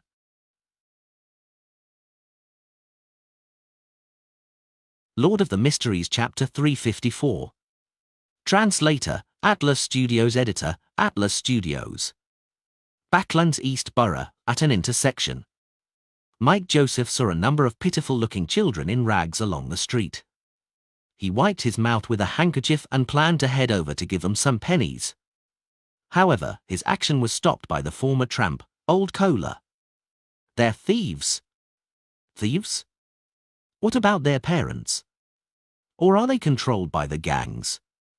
As a senior journalist, Mike had never been to the East Borough, but he had heard of instances of a few gangs controlling street children to steal and beg. Parents? They either don't have parents, or their parents were once thieves, or might still be thieves. Of course, Mr. Reporter, you're right, many of them are under the control of gangs, and it's said that the gangs will teach them how to steal. For example, they will hang a gentleman's coat on a wall, put a handkerchief in the pocket, and hang a pocket watch on the outside, and through repeated practice, the children will attempt to steal the handkerchief without shaking the pocket watch. This is what I heard from others while at the workhouse when I was homeless. Old Cola babbled on. I remember the youngest thief ever caught on this street was only 6 years old. Sigh, 6 years old. He seemed to recall his child who was lost to a disease and couldn't help but take out a cigarette from his pocket. He couldn't bring himself to smoke it, so all he did was take a sniff. 6 years old. Mike was stunned by this number. Klein quietly listened and sighed. This is East Borough. He looked around, composed himself, and said, "This place is closer to the jungle than to human society. Our interview has to be treated as an adventure. You have to learn how to avoid the territory of dangerous creatures, but you must also avoid those little things that don't seem to be too harmful to you. Well, I'm talking about mosquitoes in the jungle. Mike, if you expose the thickness of your wallet to those kids, then even if you protect it well and don't let them steal it, robbery is a destined outcome during the rest of the adventure. If you dare to resist, then perhaps there will be one more body floating in the Tussock River tomorrow morning." Mr. Detective, you're absolutely right. There are so many people in East Borough. No one pays notice to the few missing people every day, Old Cola agreed. Mike listened intently for a few seconds, and after a few seconds of silence, he suddenly said, 1.35 million. Ooh? Because of his cold, Klein's throat was obviously a little hoarse. Mike stepped forward and said, "This is a preliminary estimate of the population count of East Borough. But I know that there's definitely more than that." That many? Old Cola was startled. Although he had experienced the days and nights in East Borough and knew that there were a lot of residents here, he didn't expect there to be this many. This is several times the population of Tingen City. Klein subconsciously compared it with the place that was most familiar to him. He looked at the intersection a few steps away and asked, "Which way should we go next?" Old Kohler looked up and said, "Definitely not straight. That area is under the control of the Zmanga gang. They're very vicious and completely unreasonable. If they discover any reporters doing interviews, then they'll definitely beat us up." "The Zmanga gang? Isn't that the brainless gang that caused me to lose £10,000? He was some kind of executioner." "Him, I don't even remember his name." Fortunately, the £10,000 was eventually exchanged for the Sears corresponding sequence 7, 6, and 5 potion formulas and the all-black eye, as well as the Inti's ambassador's life. I wonder who ended up obtaining the manuscript of the third-generation difference engine. Klein instantly recalled what had happened early last month. "Zmanga gang? The gang that is mainly composed of Highlanders?" Mike asked thoughtfully. "Mr. Reporter, have you heard of them?" Old Kohler asked in surprise. Mike sneered. "They're involved in a lot of cases, and they have some reputation outside East Borough as well. It's said that one of the members was involved in a case of Inti's espionage. The person next to you was the person in question, the person who made the report, and also the victim." Klein silently added, "If you gentlemen know about the Zmanga gang, then why doesn't the police arrest them?" Old Kohler asked from his viewpoint of someone at the bottom of society. Mike's expression suddenly turned a little awkward, and he coughed twice. "We can only capture those who have committed crimes. There is no evidence for the rest, so we can't arrest them. Moreover, East Borough is so broad, and there are so many people. It would be hard to find anyone who is bent on hiding." As he spoke, he sighed. "It's easy to destroy one's Zmanga gang, but as long as a Highlander comes to Backland, and if they keep up their strong tradition of being combative while failing to find any other means of earning a living, it's only a matter of time before a new Zmanga gang appears. This is a complex social issue." Klein pointed to the left and right. "Pick one." Old Kohler looked at the right side of the street. "That's where the Prescrito gang is active. As long as we don't provoke the girls who do business on the streets or in the bars, they won't notice us. Heh, it's still morning, so there shouldn't be any problems. They're still sleeping." The word Prescrito meant outlaw in the Lun language, so it could be said that the gang who gave itself such a name was pretty self-aware. Klein and Mike had no objection to this, and with the guide leading the way, they entered the district. The buildings here were relatively better. The streets were less squalid, and the air was filled with the smells of oyster soup, fried fish, ginger beer, and the smell of various food and beverages left behind by street vendors, as well as the fishy smell of fish-related products. While walking here, Klein felt an inexplicable sense of familiarity. It was as if he had returned to Tingen City, to Iron Cross Street, and to the street outside the apartment where he had originally lived in. The only difference was that Backland was closer to the sea and had more traffic. There was a lot more fish. "This is a relatively good apartment in this area. Back when I loitered around here, I discovered that the gentlemen and ladies inside are all home quite clean."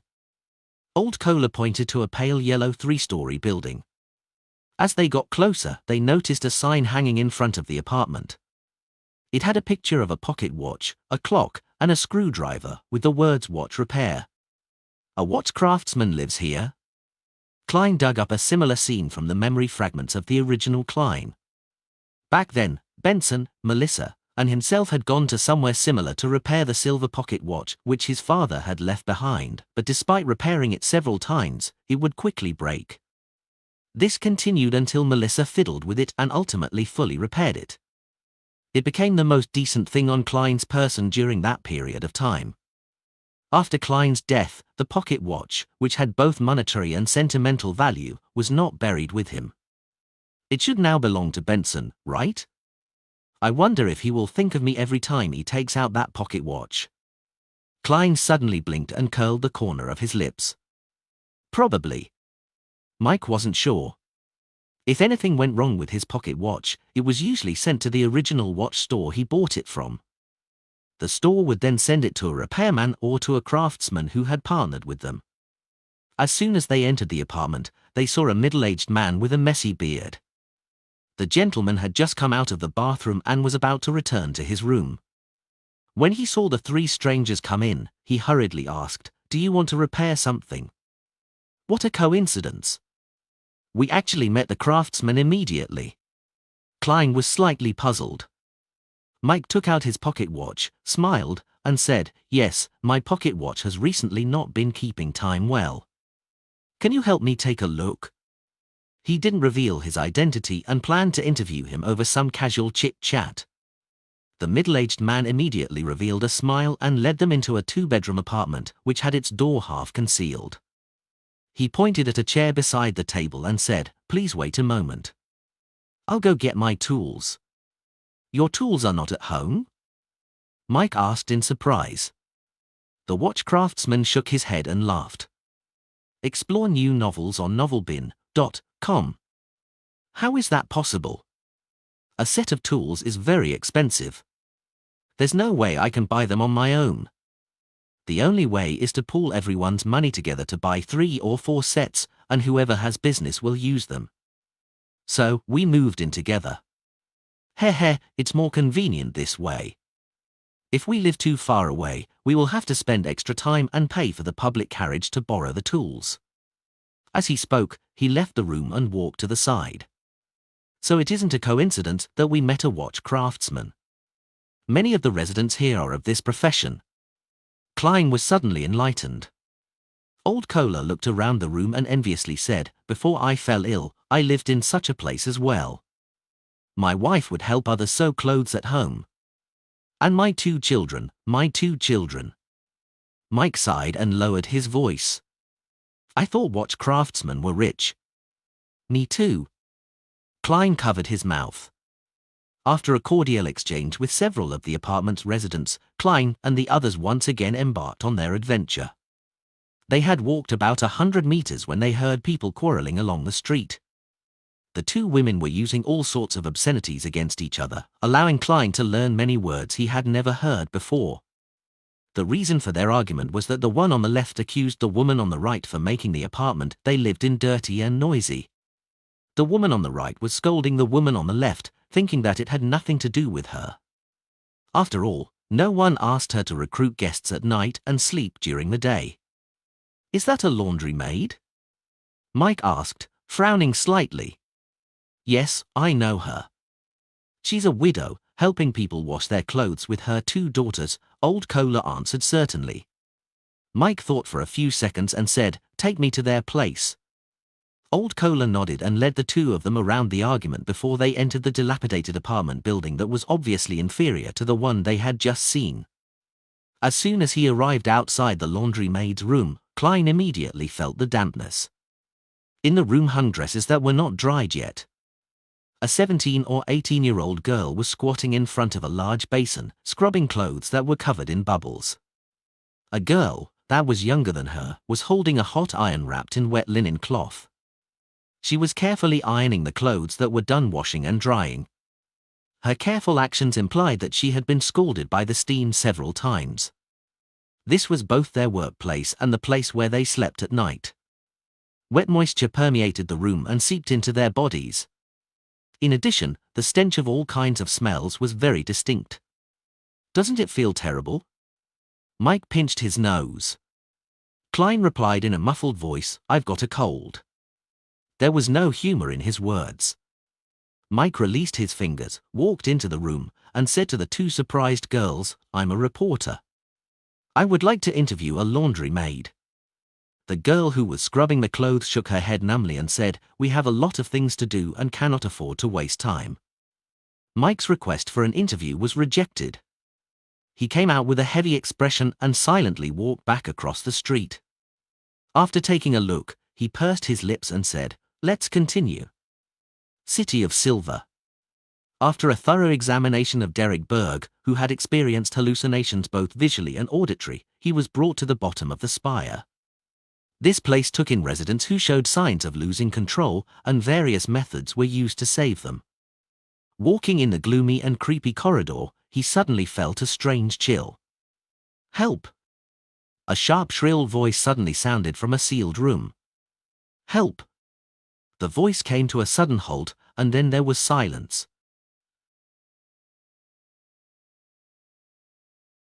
Lord of the Mysteries Chapter 355. Translator, Atlas Studios. Editor, Atlas Studios. This. In the eerie silence, the first thought Derek Berg had when he came back to his senses was to rescue that person.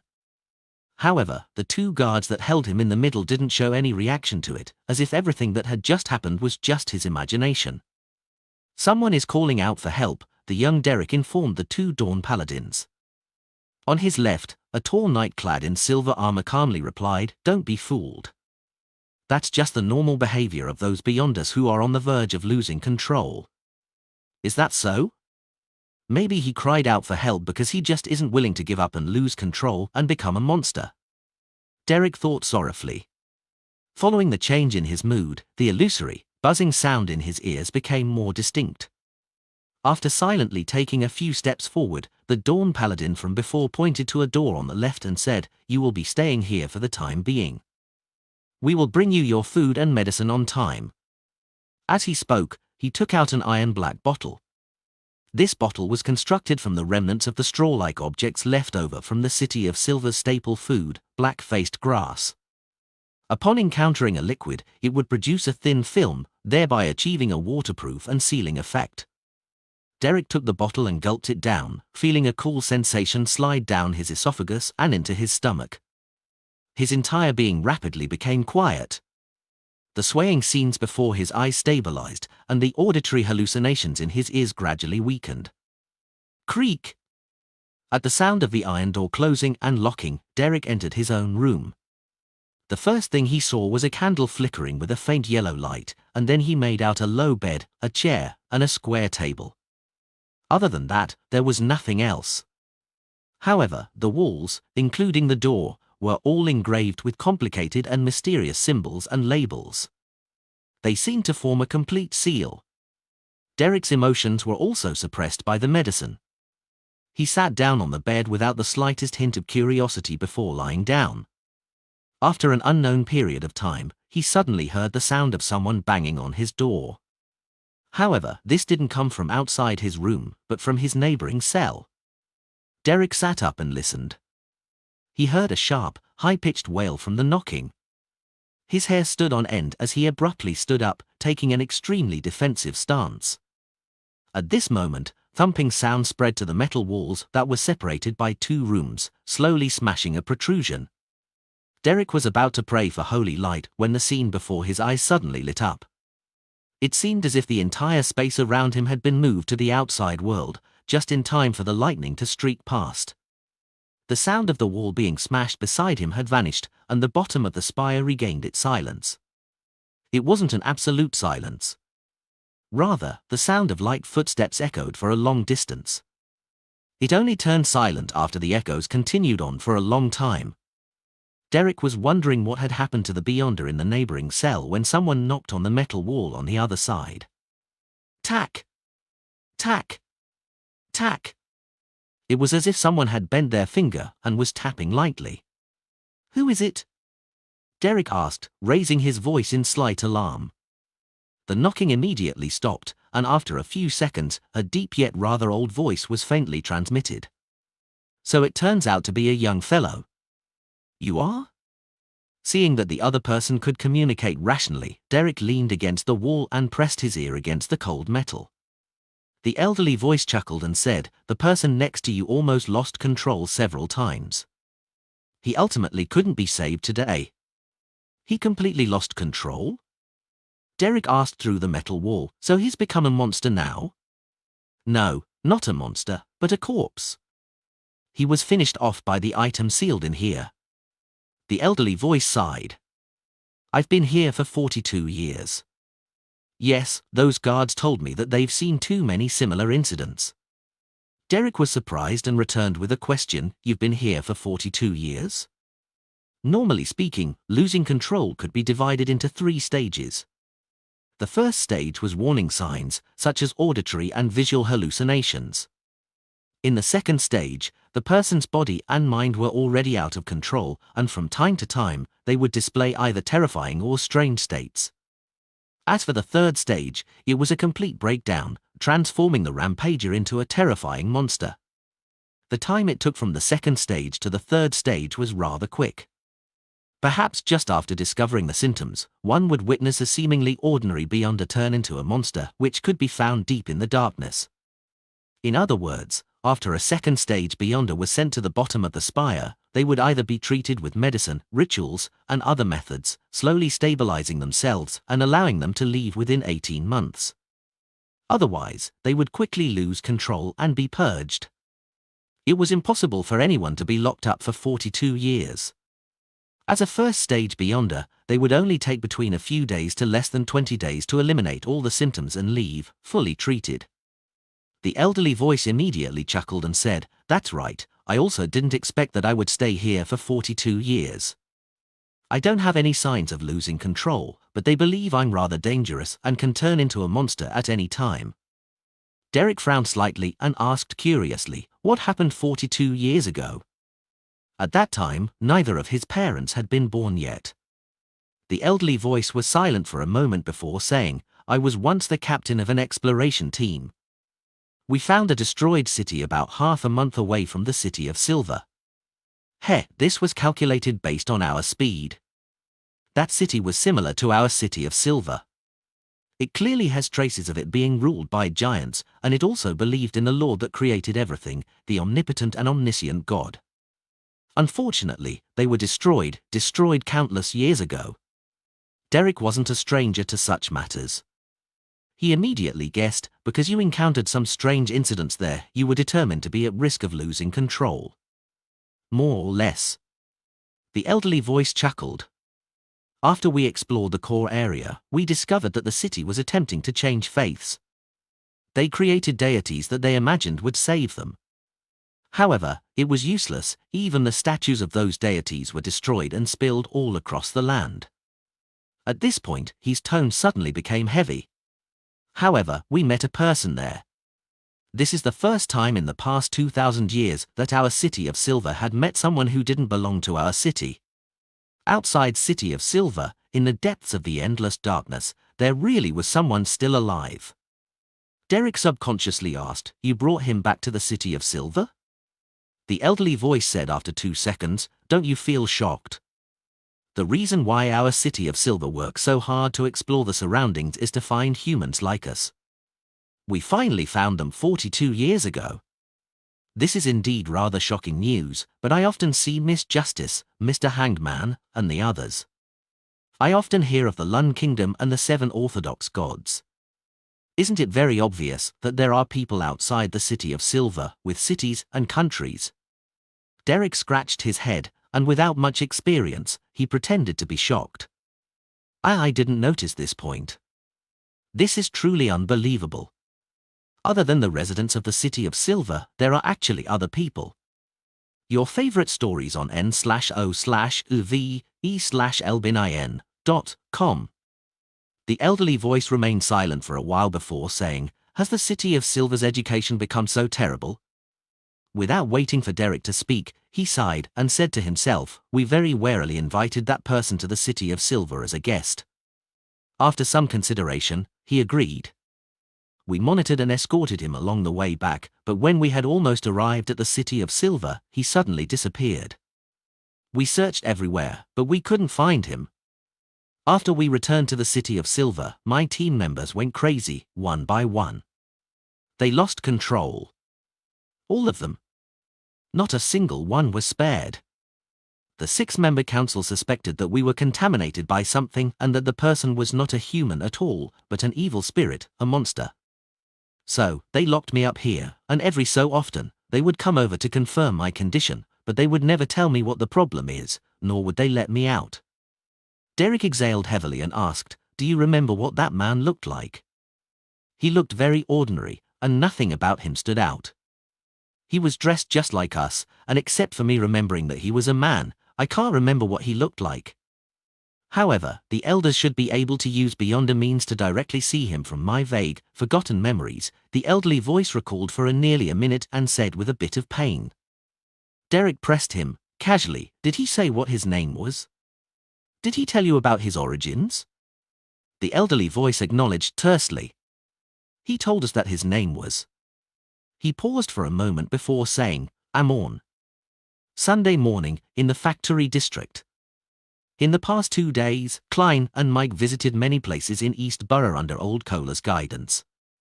As a result, Mike witnessed 5 or 6 people huddled together in a single room, and that wasn't the worst case he saw. In the poorest areas of East Borough, an ordinary bedroom could accommodate 10 people. The precise division of the right to use the floor and the time of use day or night shocked the reporter. Moreover, poverty didn't discriminate between men and women. In those places, people of different genders squeezed in tight spaces without being able to abide by societal norms. Certain incidents which deserved time in court happened all the time. Whether it was men or women, all of them were always facing the threat of violence. Squalid, crowded, smelleth that's the most objective impression. I suspect that every one of them has a serious problem of having parasites. Because the houses were built a long time ago in the most rundown districts, they aren't connected to the sewers. Feces, urine, vomit and other things can be found everywhere. Every house here only has one public bathroom, or worse, every street only has one public toilet. They're extremely busy every day, but they can only barely fill their stomachs without any savings. As long as they're unemployed for a few days, they'll fall into an irredeemable abyss. I don't think they would even be afraid of death if they were given even a little hope. Mike wrote in his investigation manuscript.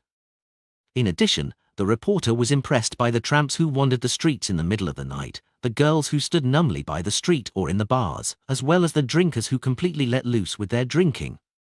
They didn't hold back on using violence and didn't consider the future. All of this left a deep impression on this reporter. He grew more and more silent.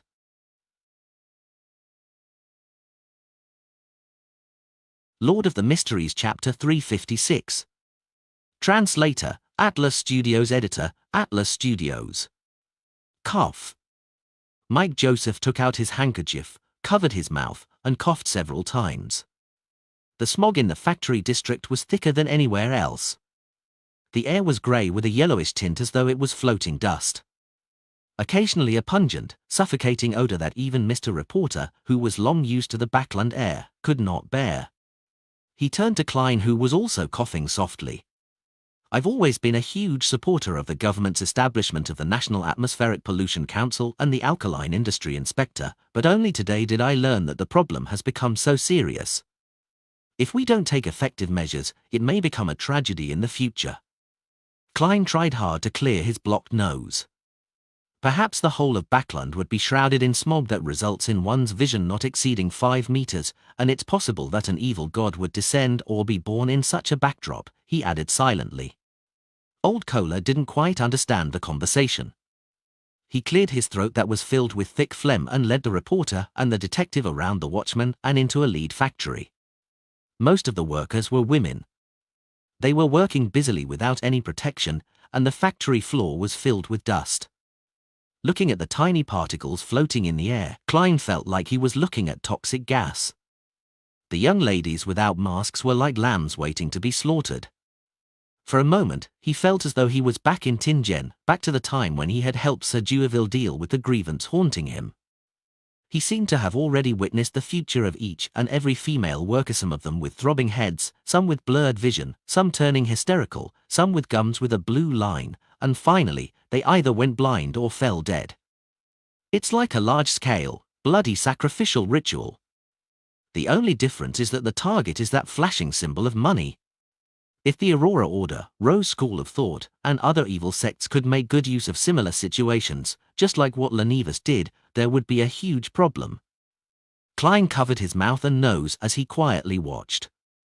Mike Joseph muttered in surprise and anger, "How can this be? How can they be like this?" A while ago, all sorts of newspapers and magazines were focused on the issue of lead poisoning. Why aren't they using any precautionary measures at all? They can't even bear to use a mask? These factory owners are murderers. He truly is a reporter with a sense of righteousness. Even though he isn't young, he's rather stingy, and his acting is pretty outstanding, he still retains his original pure motives. But how is he so aware of lead poisoning? Right, I forgot. I had gotten Sir Dewaville to advertise the dangers of lead poisoning on the newspapers and magazines. It seems like he did it well, but for some people, what does it matter if one or two of the lower-class commoners die? There are plenty of people waiting for jobs. Klein thought with a heavy heart. As a senior journalist, Mike didn't lose his reason. He quietly observed and asked a few workers who had changed shifts, then he left the lead factory. Subsequently, they entered one factory after another, but lost their mood to discuss anything when they saw the squalor of the place and the intensive labor involved. It was almost noon when Klein suddenly discovered that there were a lot of people gathered outside a factory. They were mostly women, and they were excitedly shouting something and were trying to rush in. What happened? Mike asked Old Cola, puzzled. Old Cola was also puzzled. I'll go over and ask. He jogged to the outside of the factory and blended into the crowd. It took him several minutes to get back to Klein and Mike. They're going to smash those new machines. Old Cola took a breath and got to the point. Why? Mike hadn't been in charge of similar news before, and so he didn't know much about the situation. As for Klein, he had an inkling of the reason. Old Cola pointed to the factory and said, "This is a textile factory. They wish to use the latest textile machines, so the number of people in charge of controlling the machines needed will decrease. It seems like they're going to fire a third of the workers. The female workers want to smash the machines and get their jobs back, or else they'll probably not survive. Perhaps the only choice is for them to become street girls." Mike opened his mouth. From the shape of his mouth, he looked like he was going to say fools, but he didn't say anything in the end. He just looked in silence and didn't even move closer. Let's go back. I've pretty much finished my investigative interviews. After a long time, Mike sighed. All three of them turned around and began to walk out of the factory district. No one spoke as they walked.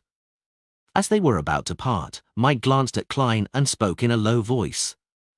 Do you think those women can still find anything else to do if the lead factories who do not provide protection are shut down, or if their bosses are sent to court?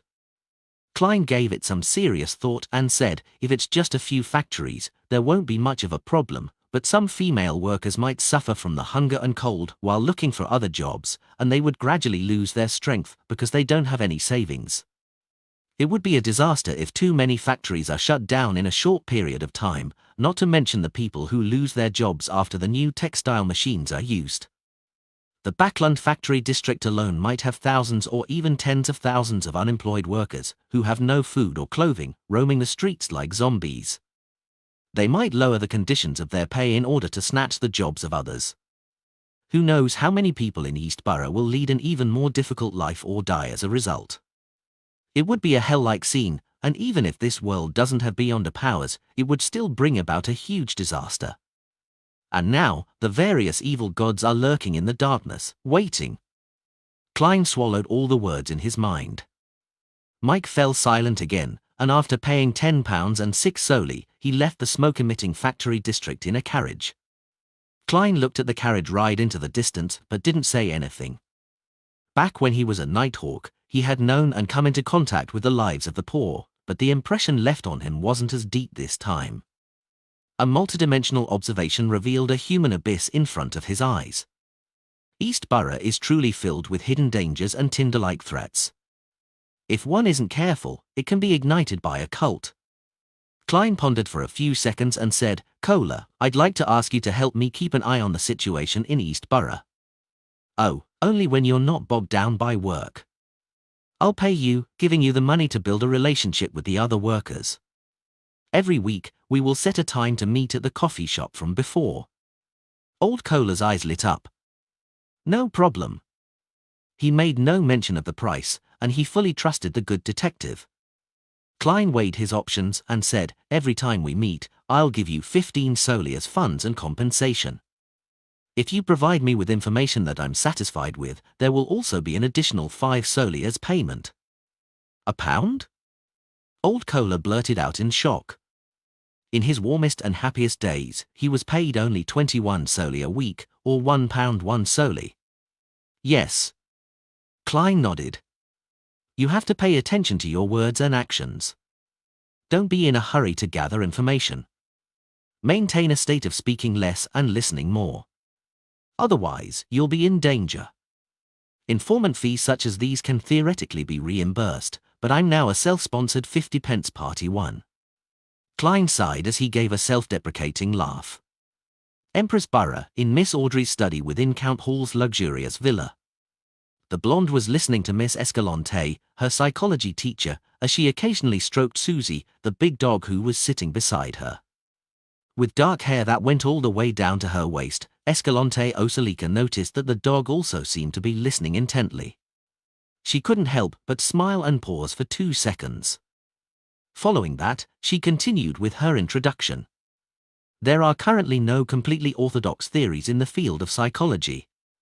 There are several schools of thought, such as psychoanalysis, personality analysis, and behavioral psychology. Of course, research on the mind is not only performed by psychologists and psychiatrists. Many professionals in the field of mysticism are also doing similar work. Among them, the most famous one is, sorry, I've deviated from the curriculum. Let's return to the topic just now and talk about psychoanalysis. Audrey could clearly notice Escalante's intention to guide the topic, therefore, she feigned ignorance and asked curiously, Teacher, I'd like to know more about the research situation for the mind in the field of mysticism. As you know, I'm very interested in that. Read latest novels at nouv/e/l/bin.com. Escalante pursed her lips, frowned, and said in embarrassment, but there are vows of secrecy. I mean, these theories and research are part of the secrets of the mysticism circles. They're privy to those on the inside. Is that so? Then can I join? Audrey asked expectantly.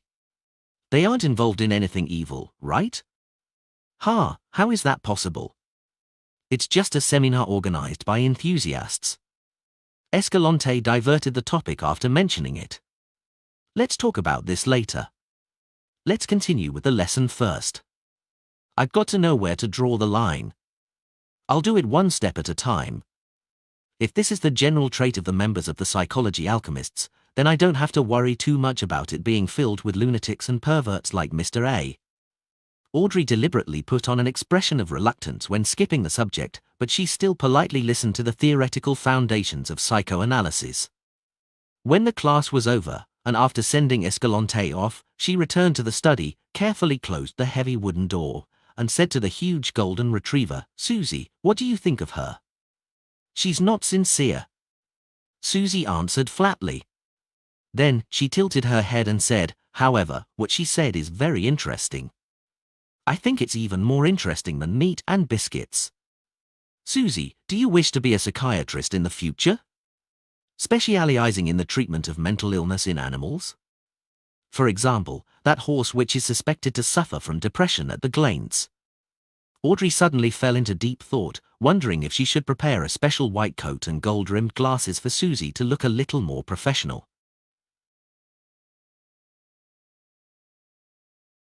Lord of the Mysteries Chapter 357. Translator, Atlas Studios. Editor, Atlas Studios. When he got back to Mint Street from the factory district, Klein had a simple lunch and took a nap. He didn't wake up until the evening when the sky had darkened. But even so, he still felt exhausted, exhaustion that stemmed from the depths of his heart.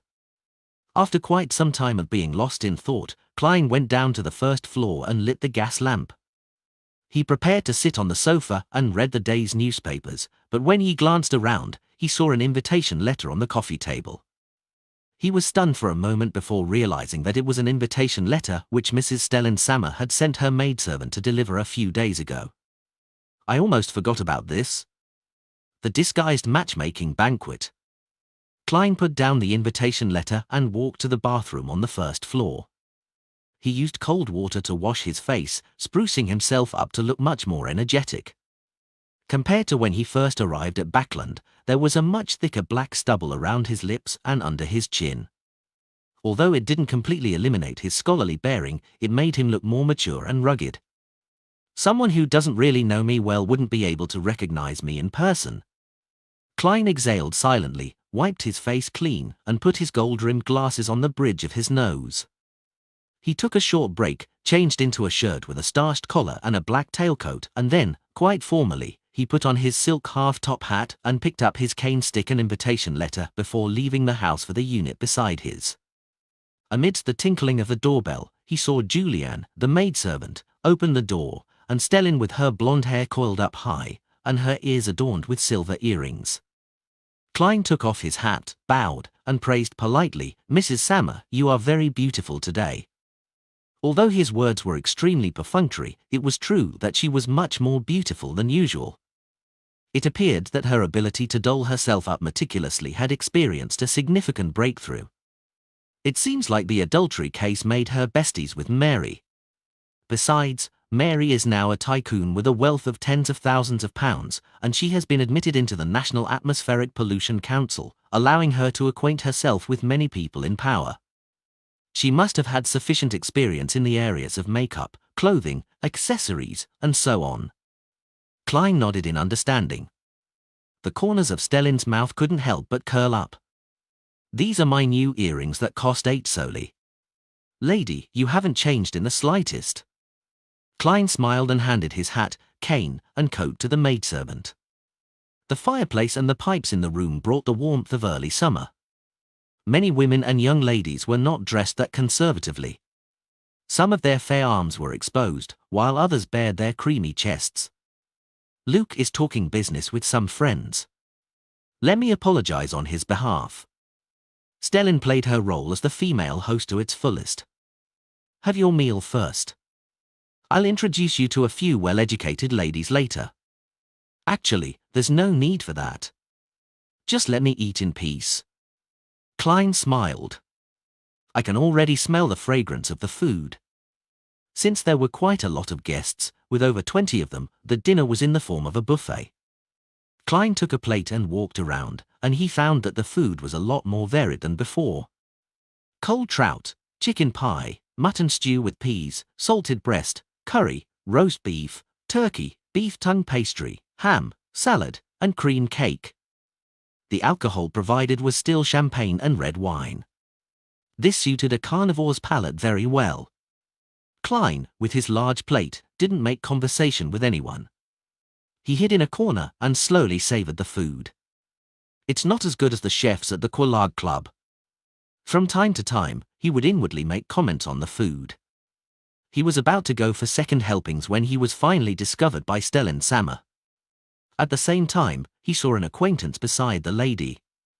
He was none other than Lawyer Eugen with his serious expression. "Right, Eugen is also a bachelor."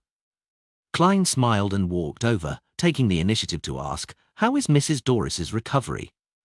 Eugen uncomfortably tugged at his bow tie. "She'll be discharged next week." "That's great," Klein sincerely said with mixed emotions. At that moment, Stellin had already brought a few young ladies over and introduced them. "This is Mr. Eugen Cooper, a senior solicitor who earns at least £3 a week. He often gets a commission from the cases he handles, and he definitely earns more than £200 a year. Furthermore, he is young and capable. He will most likely become a great lawyer in the future. This is Mr. Sherlock Moriarty, a well-known detective. His income is unstable, but he is paid handsomely for every mission he receives, for example £10 or £50. Lady, isn't this too direct?"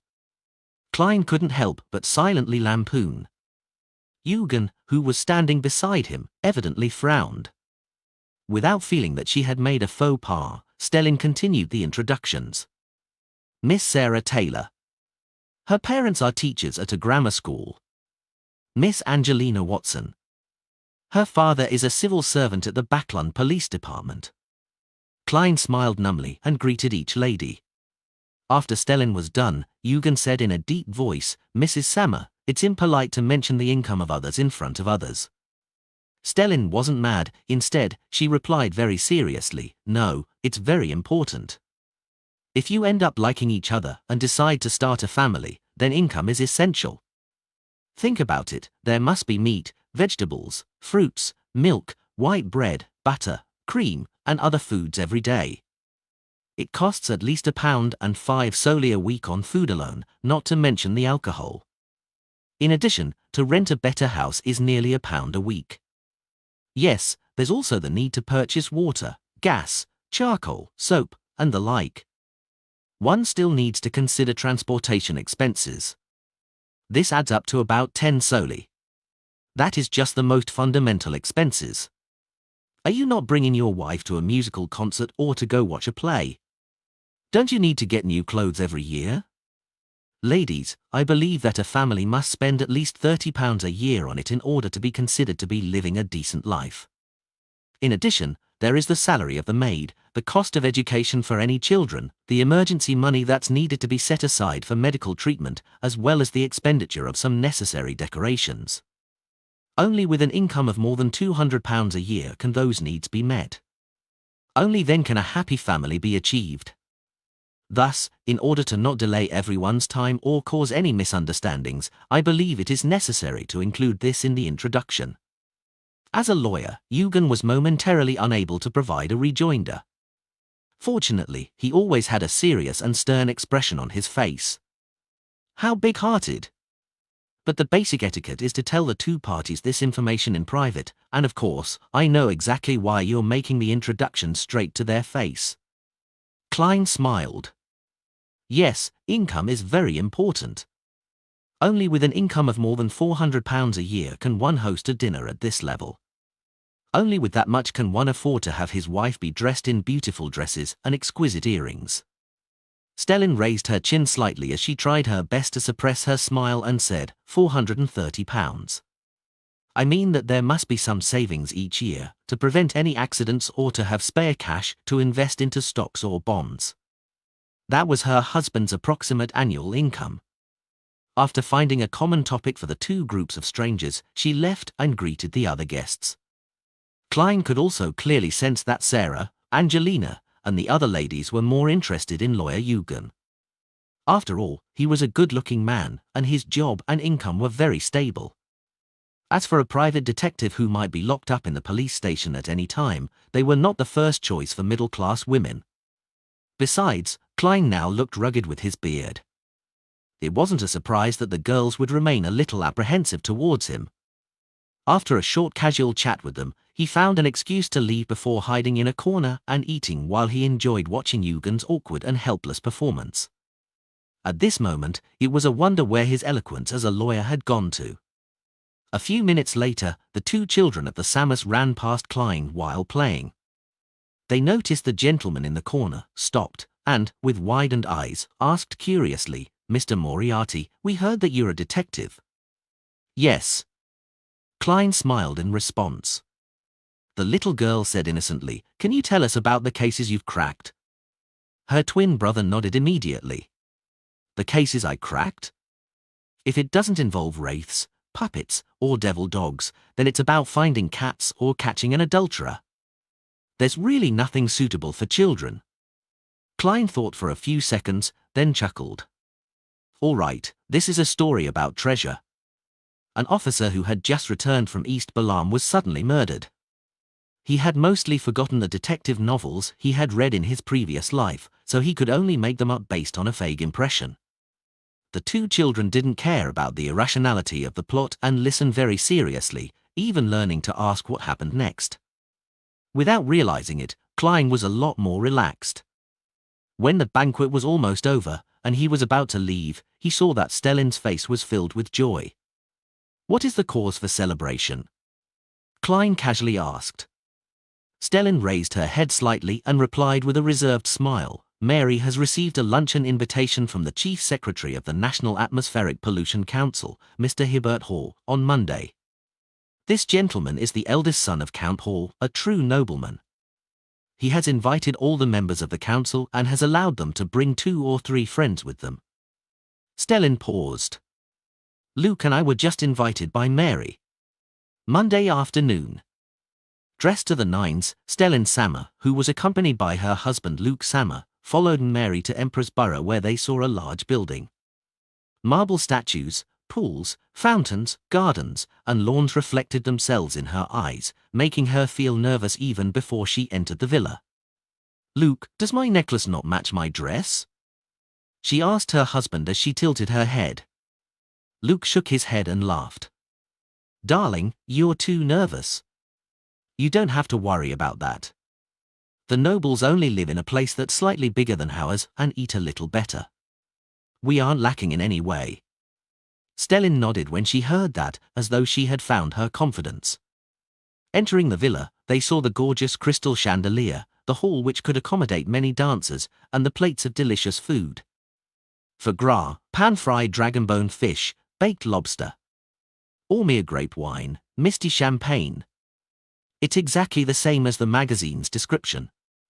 Stellan looked at the food with curiosity, thinking that she could have such a meal on a holiday or during New Year's if they scrimped a little.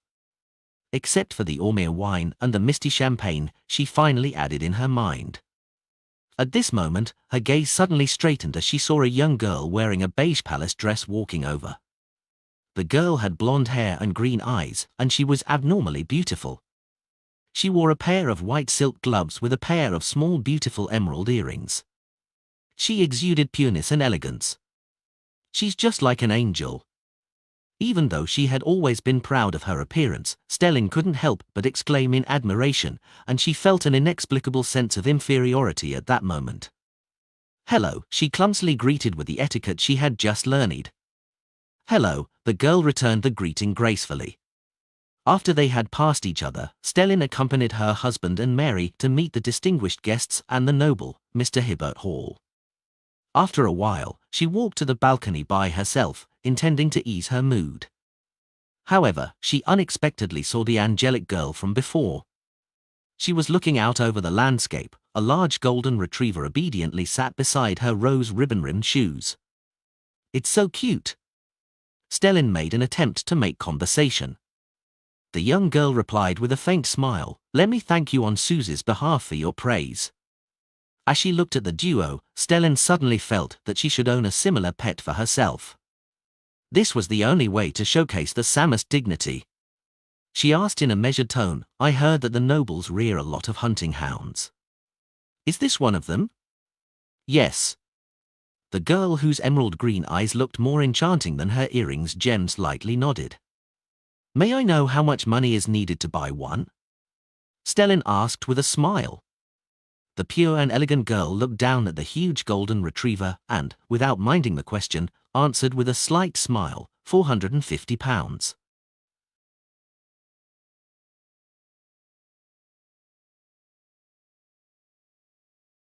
Lord of the Mysteries Chapter 358. Translator, Atlas Studios. Editor, Atlas Studios. On a luxurious carriage on their way leaving Count Hall's villa, Luke was chatting with Mary about the distinguished guests, such as the chairman of the National Atmospheric Pollution Council and chief of the National Weather Service, Sir Durs Shaw, or the council member of the National Atmospheric Pollution Council and president of the Royal Meteorological Society, House of Commons Member of Parliament, Mr. Cave, or Mid-Seashire Medical Health's Director in Charge and renowned doctor, Mr. Hawksley. They were all influential figures in the government and the royal family or parliament. And the council's final report would be the most important basis for the planned Anti-Pollution Act and Smoke Emission Act. The coin company, which specialized in anthracite and charcoal, was trying to promote and expedite the development, disrupting older but larger competitors from handling the changes. Your favorite stories on n/o/lve/elbinin.com. They will certainly not be stingy with their money and will certainly lobby the heavyweight members of Parliament to interfere with our investigation. We must have a clear solution, just like what Mr. Hibbert Hall said. We need to take hold of public opinion and let the newspapers and magazines repeat the horrors of smoke pollution. Luke was a senior manager at COIM, a key assistant to COIM's major shareholder and person in control, Mary, and he himself was quite capable. As they chatted, Luke suddenly noticed that his wife was sitting next to him without saying a word, as if she had lost her soul. Stellin, what happened? Luke asked with concern. Stellin jolted back to her senses, forced a smile, and said, "Nothing, I'm just a little tired." That's right. You must be extremely tense seeing so many important figures. Now, you can finally relax. Exhaustion is a very normal thing. Actually, it's the same for me. Luke smiled. Stellin didn't respond. Instead, she looked out the window towards the park with a lake.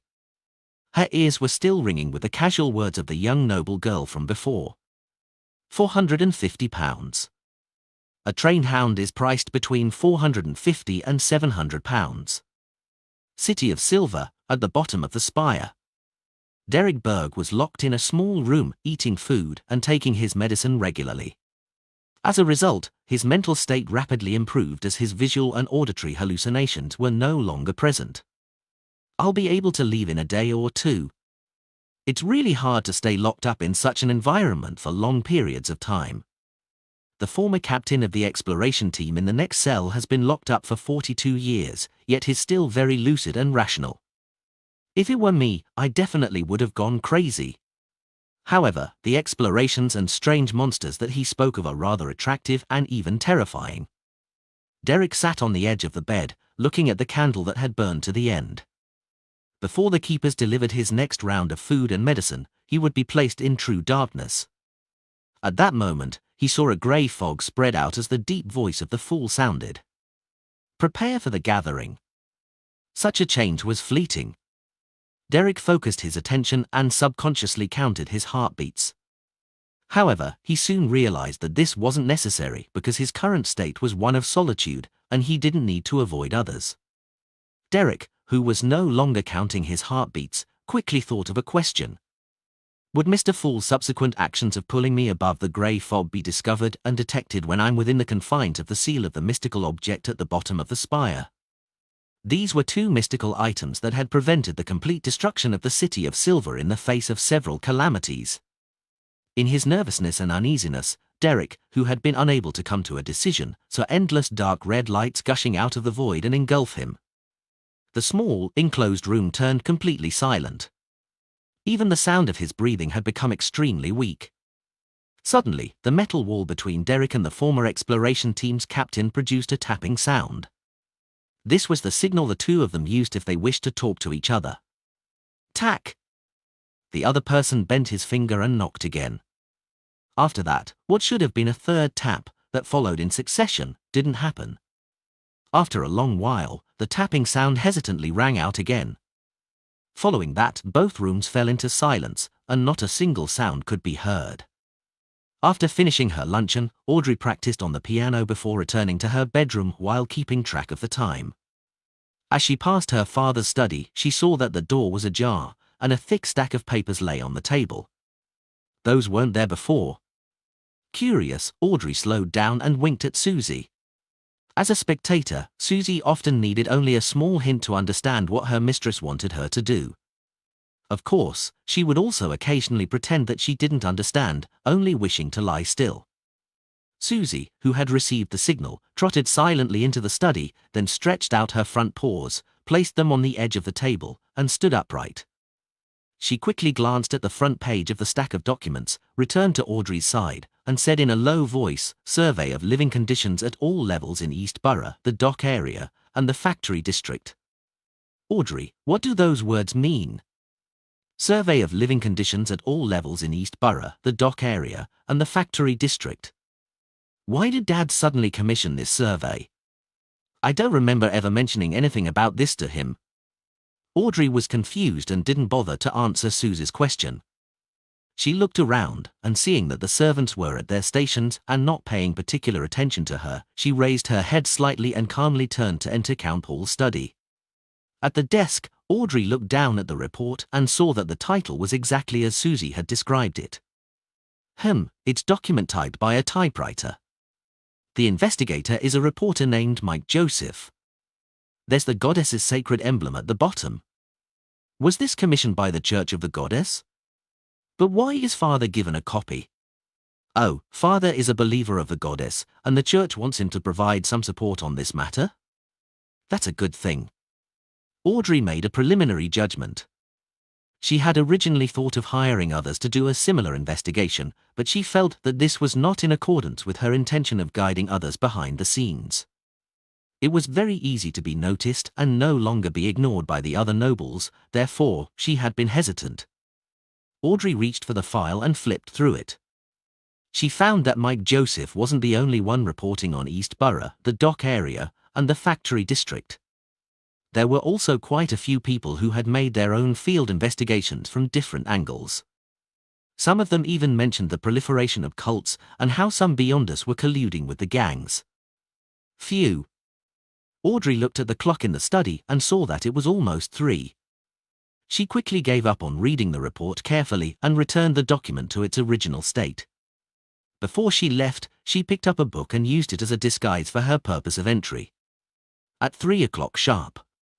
While the chiming of the hanging clock was still reverberating through the air, Audrey had already appeared inside the majestic palace via the dark red, illusory light and found herself beside the ancient long table. She smiled, stood up, and bowed in the direction of the seat of honor. "Good afternoon, Mr. Fool Tilda." Having received a light nod in response, she then respectively greeted the hanged man, the world, and company. She keenly noticed that the son seemed to be a little uneasy. "What are you worried about?" Audrey asked. This spared Klein's need to speak, having also noticed that little son didn't seem right. Entering this mysterious space ahead of time, he tidied the items on the table, tossing them into a corner along with Azic's copper whistle, the biological poison bottle, Numinous Episcopat's copper whistle, and other things. He had then covered them with a thick fog. Presently, there was only the Dark Emperor card on the table before him. This was an item that matched the identity of the fool. Derek didn't hide anything and immediately recounted his successful malingering and how he was sent to the bottom of the spire to be isolated for treatment. Finally, he asked, "Honorable Mr. Fool, will that mystical item detect my participation in the Tarot Club?" "How would I know? I don't even know what it is. However, there are currently no strange or powerful forces attempting to invade. Even the eternal blazing sun and the true creator couldn't find this place."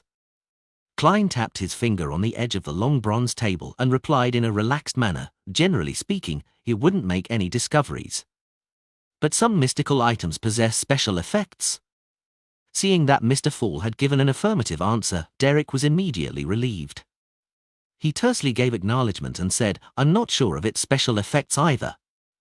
It's one of the City of Silver's top secrets." At this point, he suddenly thought of what the former captain of the exploration team had told him. He blurted out a question, "Have any of you heard of a person named Amorn?" "Amorn?" After a moment's thought, Klein remembered the source of the familiarity. But he didn't answer in a hurry. Instead, he looked at the hanged man, knowing full well that this middle-ranking member of the Church of the Lord of Storms also knew Amorn, and perhaps he knew even more than he did. Similarly, Audrey also looked at the hanged man. She had also heard the name from him the last time. Force listened with a blank face, feeling that the things discussed here were always outside the scope of her knowledge. Alja frowned and asked in confusion, "You ran into a man who called himself Amorn while you were exploring the surrounding areas of the City of Silver. Or perhaps, you discovered related records?" Derek nodded seriously and said, "Yes, 42 years ago, an exploratory team encountered a man claiming to be Amorn in the depths of the darkness. After they returned to the City of Silver, they lost control one after another. Only one of them was left, and he was imprisoned at the bottom of the spire, in the cell next to me. Maybe he went mad too, and that was just a figment of his imagination." Force, with a wealth of novel creation experience, postulated a guess. Alja glanced at Mr. Fool who sat at the end of the table. Seeing him appear staid and without expressing anything, he boldly said, "Imagination is a possibility, but one shouldn't imagine the name Amorn for no reason." He turned his head to the sun and said, "In the fourth epoch, who about 1,500 years ago in the kingdom we live in, there was a family with strange powers. They belonged to the Tudor dynasty, and their surname was Amorn. Even in an era with numerous high-sequence Beyonders, the surname of the clan was taboo.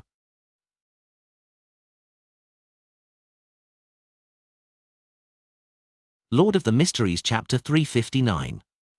Translator, Atlas Studios. Editor, Atlas Studios. Justice Audrey asked instead of the son, why? The hanged man, Alger, didn't answer her directly as he continued on. Abraham, Antigonus, Ammon, Jacob, and Tamara are the 5 great families that supported the establishment of the Tudor dynasty, and they were second only to the Blood Emperor. Among them, the Ammon family is the most mysterious one. They have the least history left behind, and they seem to have been distorted and covered up by some kind of power. There was a piece of information that came from the king of the 5 seas, Nast. The Ammons are a family of blasphemers, and they wield the secrets to usurp the powers of deities. Also, the Ammon family call themselves the descendants of the ancient sun god. Derek Berg was left confused. In his knowledge of myths, there was no such thing as an ancient sun god. Among the 8 ancient deities, Giant King, Ormir, Dragon of Imagination, Ankwelt, Mutated King, Kvastir, Elf King, Sanayathrim, King of Demonic Wolves, Phlegria, Vampire Ancestor, Lilith, Phoenix Ancestor, Greg Race, and Devil Monarch, far better known of them wielded the power of the sun. Derek seriously considered this problem. If I really need to make a connection, the Lord that created everything, the omnipotent and omniscient God, had shown powers in the sun domain. Could the Ammon family be his descendant? Noticing that Sun wasn't saying anything, Alger stroked the stubble on his chin and said, the Ammon family is an ancient family clan from 1 to 2,000 years ago. It is almost history itself. I'm very curious, why did the gentleman that you met appear around the City of Silver? What is his goal? That's right. How could the Ammon family, which exists in the world of Mr. Hanged Man, Miss Justice, and company, appear around our City of Silver? Why did he fail to fulfill his promise after accepting the request of being a guest? He mysteriously left and caused the entire team to lose control. Yes, other than the captain. What did he want to do? What was he looking for?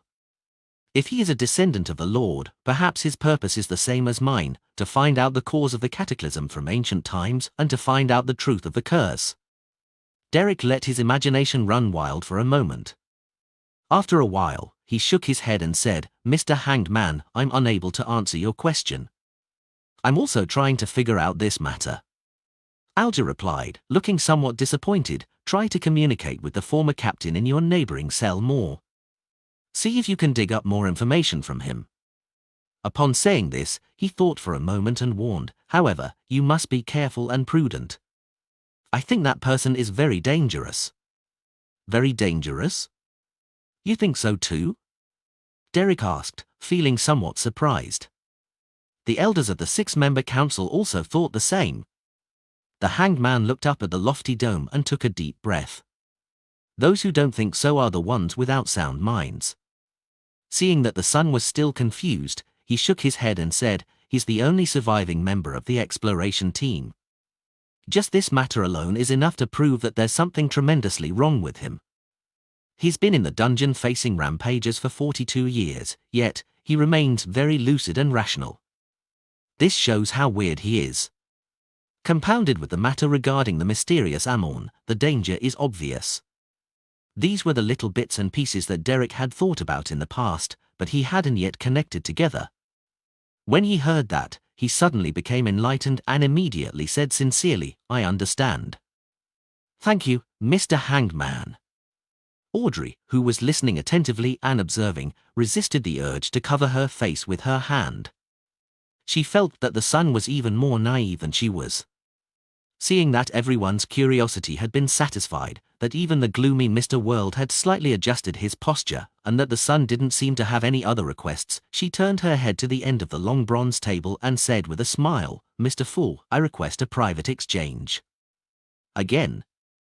Klein was amused as he nodded and said, sure. He immediately shielded the senses of the Hanged Man and company, rather than isolating himself and Miss Justice. It was mainly because he was afraid that the others might end up communicating out of boredom, thereby exposing the fact that the world was only a repeater. After receiving the signal, Audrey smiled and said, Mr. Fool, I have another 3 new pages of Roselle's diary. After the card of blasphemy was stolen by the Fool's adorer, she didn't avoid visiting the Royal Museum out of guilt. Instead, she acted as if nothing had happened. She openly requested this to her father, and in the week after the exhibition ended, she got another chance to flip through the notebook. Audrey thought that appearing unfazed was the best way to avoid suspicion. If she maintained the constant act of feeling guilty and did not do what was logical, even if the Church of the God of Steam didn't suspect her previously, they would subsequently feel that there was a problem. According to her own experience, she believed that the very first few pages of a diary would reveal a lot of information, so she mainly memorized the first 3 pages. Without waiting for the fool to speak, she quickly added, "I understand that this isn't a matter that requires a private exchange, but I wish to keep this from Miss Magician for a week or 2. That way, even if she knows that you need Roselle's diary in the future, she wouldn't suspect that I'm Justice." She had seen Force and Zio once midweek, and by leading the conversation, she had naturally mentioned how her beloved dog, Susie, had chewed the Roselle notebook, causing it to be irrecoverable. Typically speaking, she no longer needed to hide the fact that Mr. Fool needed Roselle's diary, but using her telepathist abilities, she simulated what Force would think, believing that she would have such a thought. "What? That's a diary? That's a diary Roselle recorded his secrets in. Even Mr. Fool places so much importance on it. I recall that Miss Audrey has some. Wait a moment. She happened to have those diary pages chewed up by her dog a few days ago. Isn't this too much of a coincidence?" To prevent Force from having such thoughts, Audrey hoped to keep it a secret for at least another week. After becoming a telepathist, not only was she able to see the aura and the emotional color of the target, but she was also able to read the superficial thoughts of others and could also simulate their thoughts.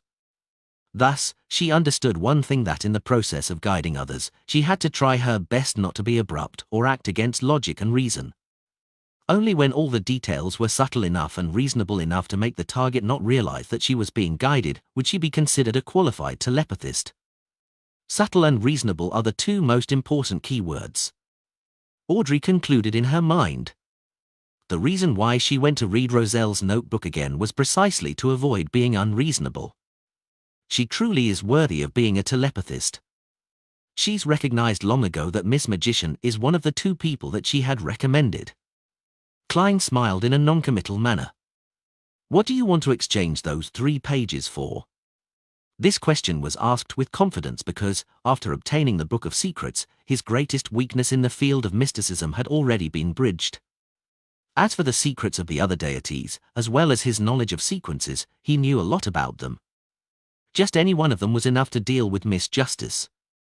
"We will still be friends if you don't talk about the psychiatrist formula," Klein lampooned in his heart. Audrey had already long thought of her question. She remained reserved for a second before saying, "Mr. Fool, I wish to ask one question. Why is it said that the cards of blasphemy hide the profound secrets of the deities?" "Great question." Klein smiled secretly. Giving her a look for her to figure it out herself, he said deeply and calmly, "Sequence 0, Dark Emperor." "Sequence 0? There's still a sequence 0? There's a sequence 0 above sequence 1? Is that a sequence representing a god? The Dark Emperor is a god?" A series of questions suddenly surfaced in Audrey's mind. This caused her to be pleasantly surprised, satisfied, and shocked. Restraining her agitation and unconcealable excitement, she took a deep breath and conjured the 3 pages of Roselle's diary. Klein took it, took a quick glance, and confirmed that this was not one of the ones he had seen before. The 23rd of February, 1143. "I've transmigrated to this world for more than a week. I have to write something down and describe the things I have encountered, or I feel like I'll go crazy. If I write it in simplified Chinese, I'm sure that no one will be able to decipher it. This world uses alphabetical words. I am now Roselle Gustav, but I'll never forget my real name. Huang Dao. I don't know how I transmigrated either. I carefully recalled and thought about it for a long time, and then I remembered that a few days before my transmigration, I bought a very mysterious silver plate with some strange symbols and patterns engraved on it. It was extremely interesting. However, it did not reappear after my transmigration here. It's not my cheat item. This is a world similar to ancient Europe. It's after the Renaissance, and cannons and guns have appeared, but they're rather crude and primitive. As for me, Huang Dao Roselle Gustave, as a fan of online literature, I loved reading transmigration with technology genre novels. I know quite a lot of useful things and specifically read up on the corresponding knowledge. This is the stage where I can display my abilities. But I realized that my f***ing memory isn't good. I've almost forgotten everything. The heavens allowed me to transmigrate to another world, but I wasn't given an outstanding memory or a system. Nor was I given a two-way door. How can I survive like this? Alright, I'll start with some details. When I have the money, I'll hire a bunch of craftsmen, inventors, and scientists. I'm only responsible for giving them ideas. Discover new stories on no/v/e/elbinin.com. It's been a long time since I felt so full of anticipation for the future. But I still miss Mom and Dad a little. Besides, the entertainment in this world is too monotonous. The one or two maids don't look that good, and their entire bodies exude rustic vibes. It makes me wish that Hongxiu.com one goes completely bankrupt. I haven't finished reading Ling Gao's 500 Good-for-Nothings too, and there are so many beauties that are awaiting me on TikTok. The games, Kings of Glory and PUBG, are still waiting for me. Thinking about them makes me feel a little depressed. As Klein read, he nearly frowned. Initially, he had determined, from the appearance of Pirate King and the Four Horsemen of the Apocalypse, that Roselle had crossed over 3 to 5 years earlier than him. But now, he realized that the gap between their transmigrations couldn't be more than a year. But why was there a difference of nearly 200 years on this side? Lord of the Mysteries Chapter 360. Translator, Atlas Studios. Editor, Atlas Studios. Klein thought seriously for a while and came up with all sorts of theories, but because he lacked the necessary information, he could only temporarily ascribe the cause of the matter to the difference in the flow of time between the Earth and this world. Roselle and I have transmigrated less than a year apart, but in this world, we are separated by nearly 200 years. That is to say, even if I were to spend 200 years to find a way to return, it's likely that I won't lose the opportunity to meet my parents. At most, I'd have been missing for a year. Klein made a contrasting inference, improving his mood significantly. He instantly felt filled with motivation. Of course, he himself knew very well that this reasoning was not rigorous, because this was determined by one precondition, and it was currently impossible to confirm it. What if Roselle transmigrated after me? That might involve so-called spatial-temporal turbulence. When the time comes, there is no guarantee that I'll return to the proper time node. Klein poured cold water on his burgeoning mood. Roselle's first diary entry was the product of having held back for a long time, therefore, it took up more than 2 pages. Klein flipped to the end and read the remaining 2 lines. The 25th of February. What a boring world. There are no newspapers and so few novels. I think I need to help this culturally impoverished society, but the premise of this is that I have to get some money and recall how paper is made and how the print press is done.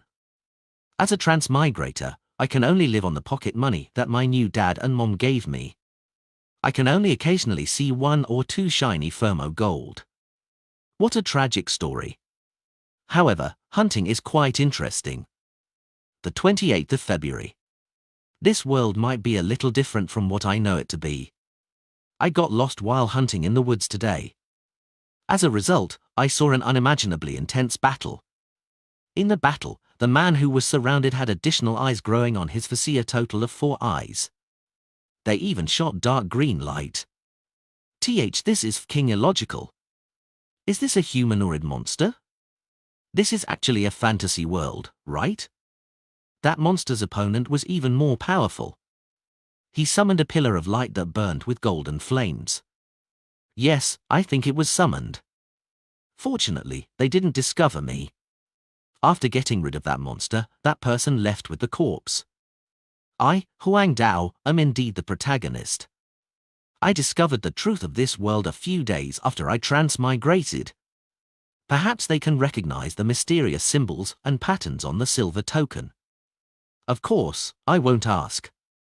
I want to become like them and crack it myself. There's another key reason as to why I said this. I can't even fking remember what the pattern looks like. I can only vaguely remember it. Indeed, the protagonist? Emperor, did you pour all of your 8th grader syndrome soul into your diary? Klein couldn't help but lampoon. He was very interested in the silver plate, which might have been the cause for Roselle's transmigration, and he was eager to find out what the symbols and patterns on it looked like. If he could really decipher it by relying on the mysticism knowledge of this world, then transmigration might not have just been a coincidence. Klein put down the diary pages, rapped his fingers on the table, and lifted the screen that isolated the hanged man and the magician. Go ahead and trade freely. Klein leaned back in his chair and smiled. New W Novels updates on November/L/BIN.com. Force took a deep breath and said, I would like to purchase the stomach pouch of a spirit eater and 20 milliliters of blood from a deep sea marlin. It will be paid for in gold pounds. I still have £430, I can afford one, she silently encouraged herself. As for where the rest of the money would come from, she had no idea. This is one of the main reasons that prevent many beyonders from advancing. People cannot really attempt to spend beyond their means. If it wasn't for me having to become a trick master to completely be rid of the influence of the full moon's ravings, I wouldn't even consider advancement once I gained rich beyond a means. I wouldn't even make contact with this circle. I'll write books, save up money, drink tea, and stroll the streets with Zio. Once she's finished with that task, we can travel to different parts of the northern and southern continent. We don't have to be afraid of danger or accidents, and we can enjoy life. Force's thoughts suddenly began to wander. Just when she thought that no one would respond, Alger said in a low voice, I saw the deep-sea marlin's blood at the recent gathering of the great pirates, but unfortunately, you've already missed it. You should have said so earlier. No, I'm mistaken. You hadn't joined the tarot club back then. Then what's the point of saying this? Showing off your experience? Force curled her lips secretly but said in all seriousness, Mr. Hanged Man, please keep an eye out for me. I can accept a price between £300 and £400. Alger sneered. The sea is even vaster than the land. Pirates might not even meet each other in half a year. Even on the islands that they dispose of their loot, beyonder ingredients are seldom gathered. Only big cities like Backland, Trier, St. Millum, and Fainapotter can have many ingredients gathered together. From your accent, you should be a Backland citizen or someone who has been living in Backland for many years. You mean that I still need to rely on myself? Force almost looked up at the high dome. At this point, Derek said, I know roughly where a few spirit eaters are active. But I don't need the gold pounds you people talk about. Force said with a fake smile, what do you want? The formula for the Solar High Priest potion. Audrey quickly answered inwardly. Derek thought seriously and said, the Solar High Priest potion formula. That's a sequence 7 formula, right? I've heard of it, but the formula for this sequence is at least £750, and if you're in a hurry to get it, it can be sold for more than £1,000. Furthermore, the stomach bag of a spirit eater and blood of a deep-sea marlin do not exceed £400 each. They're only worth £300 most of the time. Do you understand me? Force tried to make it clear to the son that this was not an equivalent transaction. Without hesitation, Derek replied, I can give you 2 or 3 of the spirit eater's stomach bags. As for the additional need for a deep-sea marlin, he didn't even consider it. He had never even seen the sea before. What can I do with the additional spirit eater's stomach bags? Roast them or fry them? To be honest, I have no idea when I'll be able to sell it. Most importantly, I'm unable to afford the formula for Solar High Priest.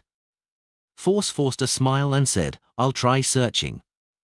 She thought of the masked eternal blazing sun believer at Mr. A's gathering who was good at purification. She thought of the Band of Light ring, and she believed that she could get a clue to the potion formula of Solar High Priest. But I don't have enough money. Force thought for a moment, touched her face, looked around, and then asked with great sincerity, "Everyone, do you have any good ways of earning money?" As soon as she finished her sentence, she realized that everyone had fallen into silence. Silence could be described by the soundless palace and the quiet grey fog. From the looks of it, everyone faces this conundrum. As for Mr. Fool, he doesn't need money. Force wisely shut her mouth. Isn't the best way to make money be from owning farms, mines, plantations, factories, stocks, etc.? Oh, you can also go through the kingdom's bounty notices and complete them in accordance with the price and the period of time at a bearable level. Audrey knew that she didn't have any real experience in making money, so she could only respond with a few words in her heart as if she was joking. "Might I interest you in bicycle projects?" Klein resisted the urge to manipulate the words of the world, which would expose his true identity. After waiting for a few seconds, he maintained an unfathomable posture, making the world gloomily and hoarsely say, "Help me keep a lookout for the thousand-faced hunter's mutated pituitary gland and blood, as well as a human-skinned shadow's characteristic and a deep-sea nogger's hair." Although Klein only had 589 gold pounds left, he now had the beyond a characteristic of a werewolf and the biological poison bottle. Furthermore, he was considering to find an opportunity to turn the former into a mystical item and then sell one of them. In that case, that's more than enough to match the cost of Sequence 6 Beyonder ingredient. Therefore, he planned to have the members of the Tarot Club help him pay attention in advance so that he wouldn't miss them. All right. The son, Derek, answered first, but he made no promises. Compared to a spirit eater, human-skinned shadows and thousand-faced hunters aren't monsters that are easy to encounter.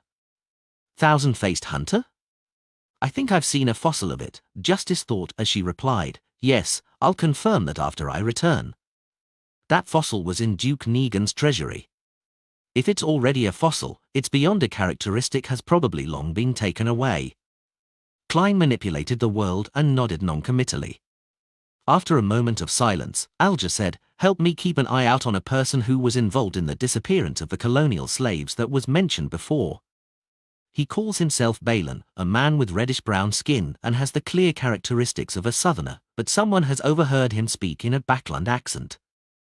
The third tooth on his left is missing, but it could very well have been replaced. In addition, there's nothing special about him, and his height is also quite average. If you can find traces of him, there will be no problem with the reward at all, with it being at least £100 or something of equal value.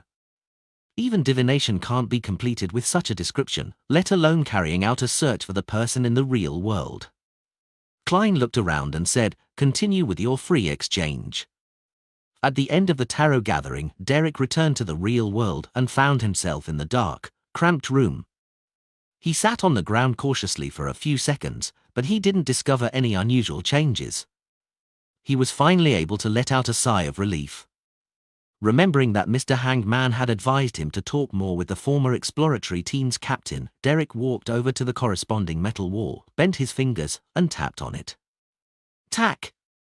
Tack! He completed his signal, but there was no response even after a long time.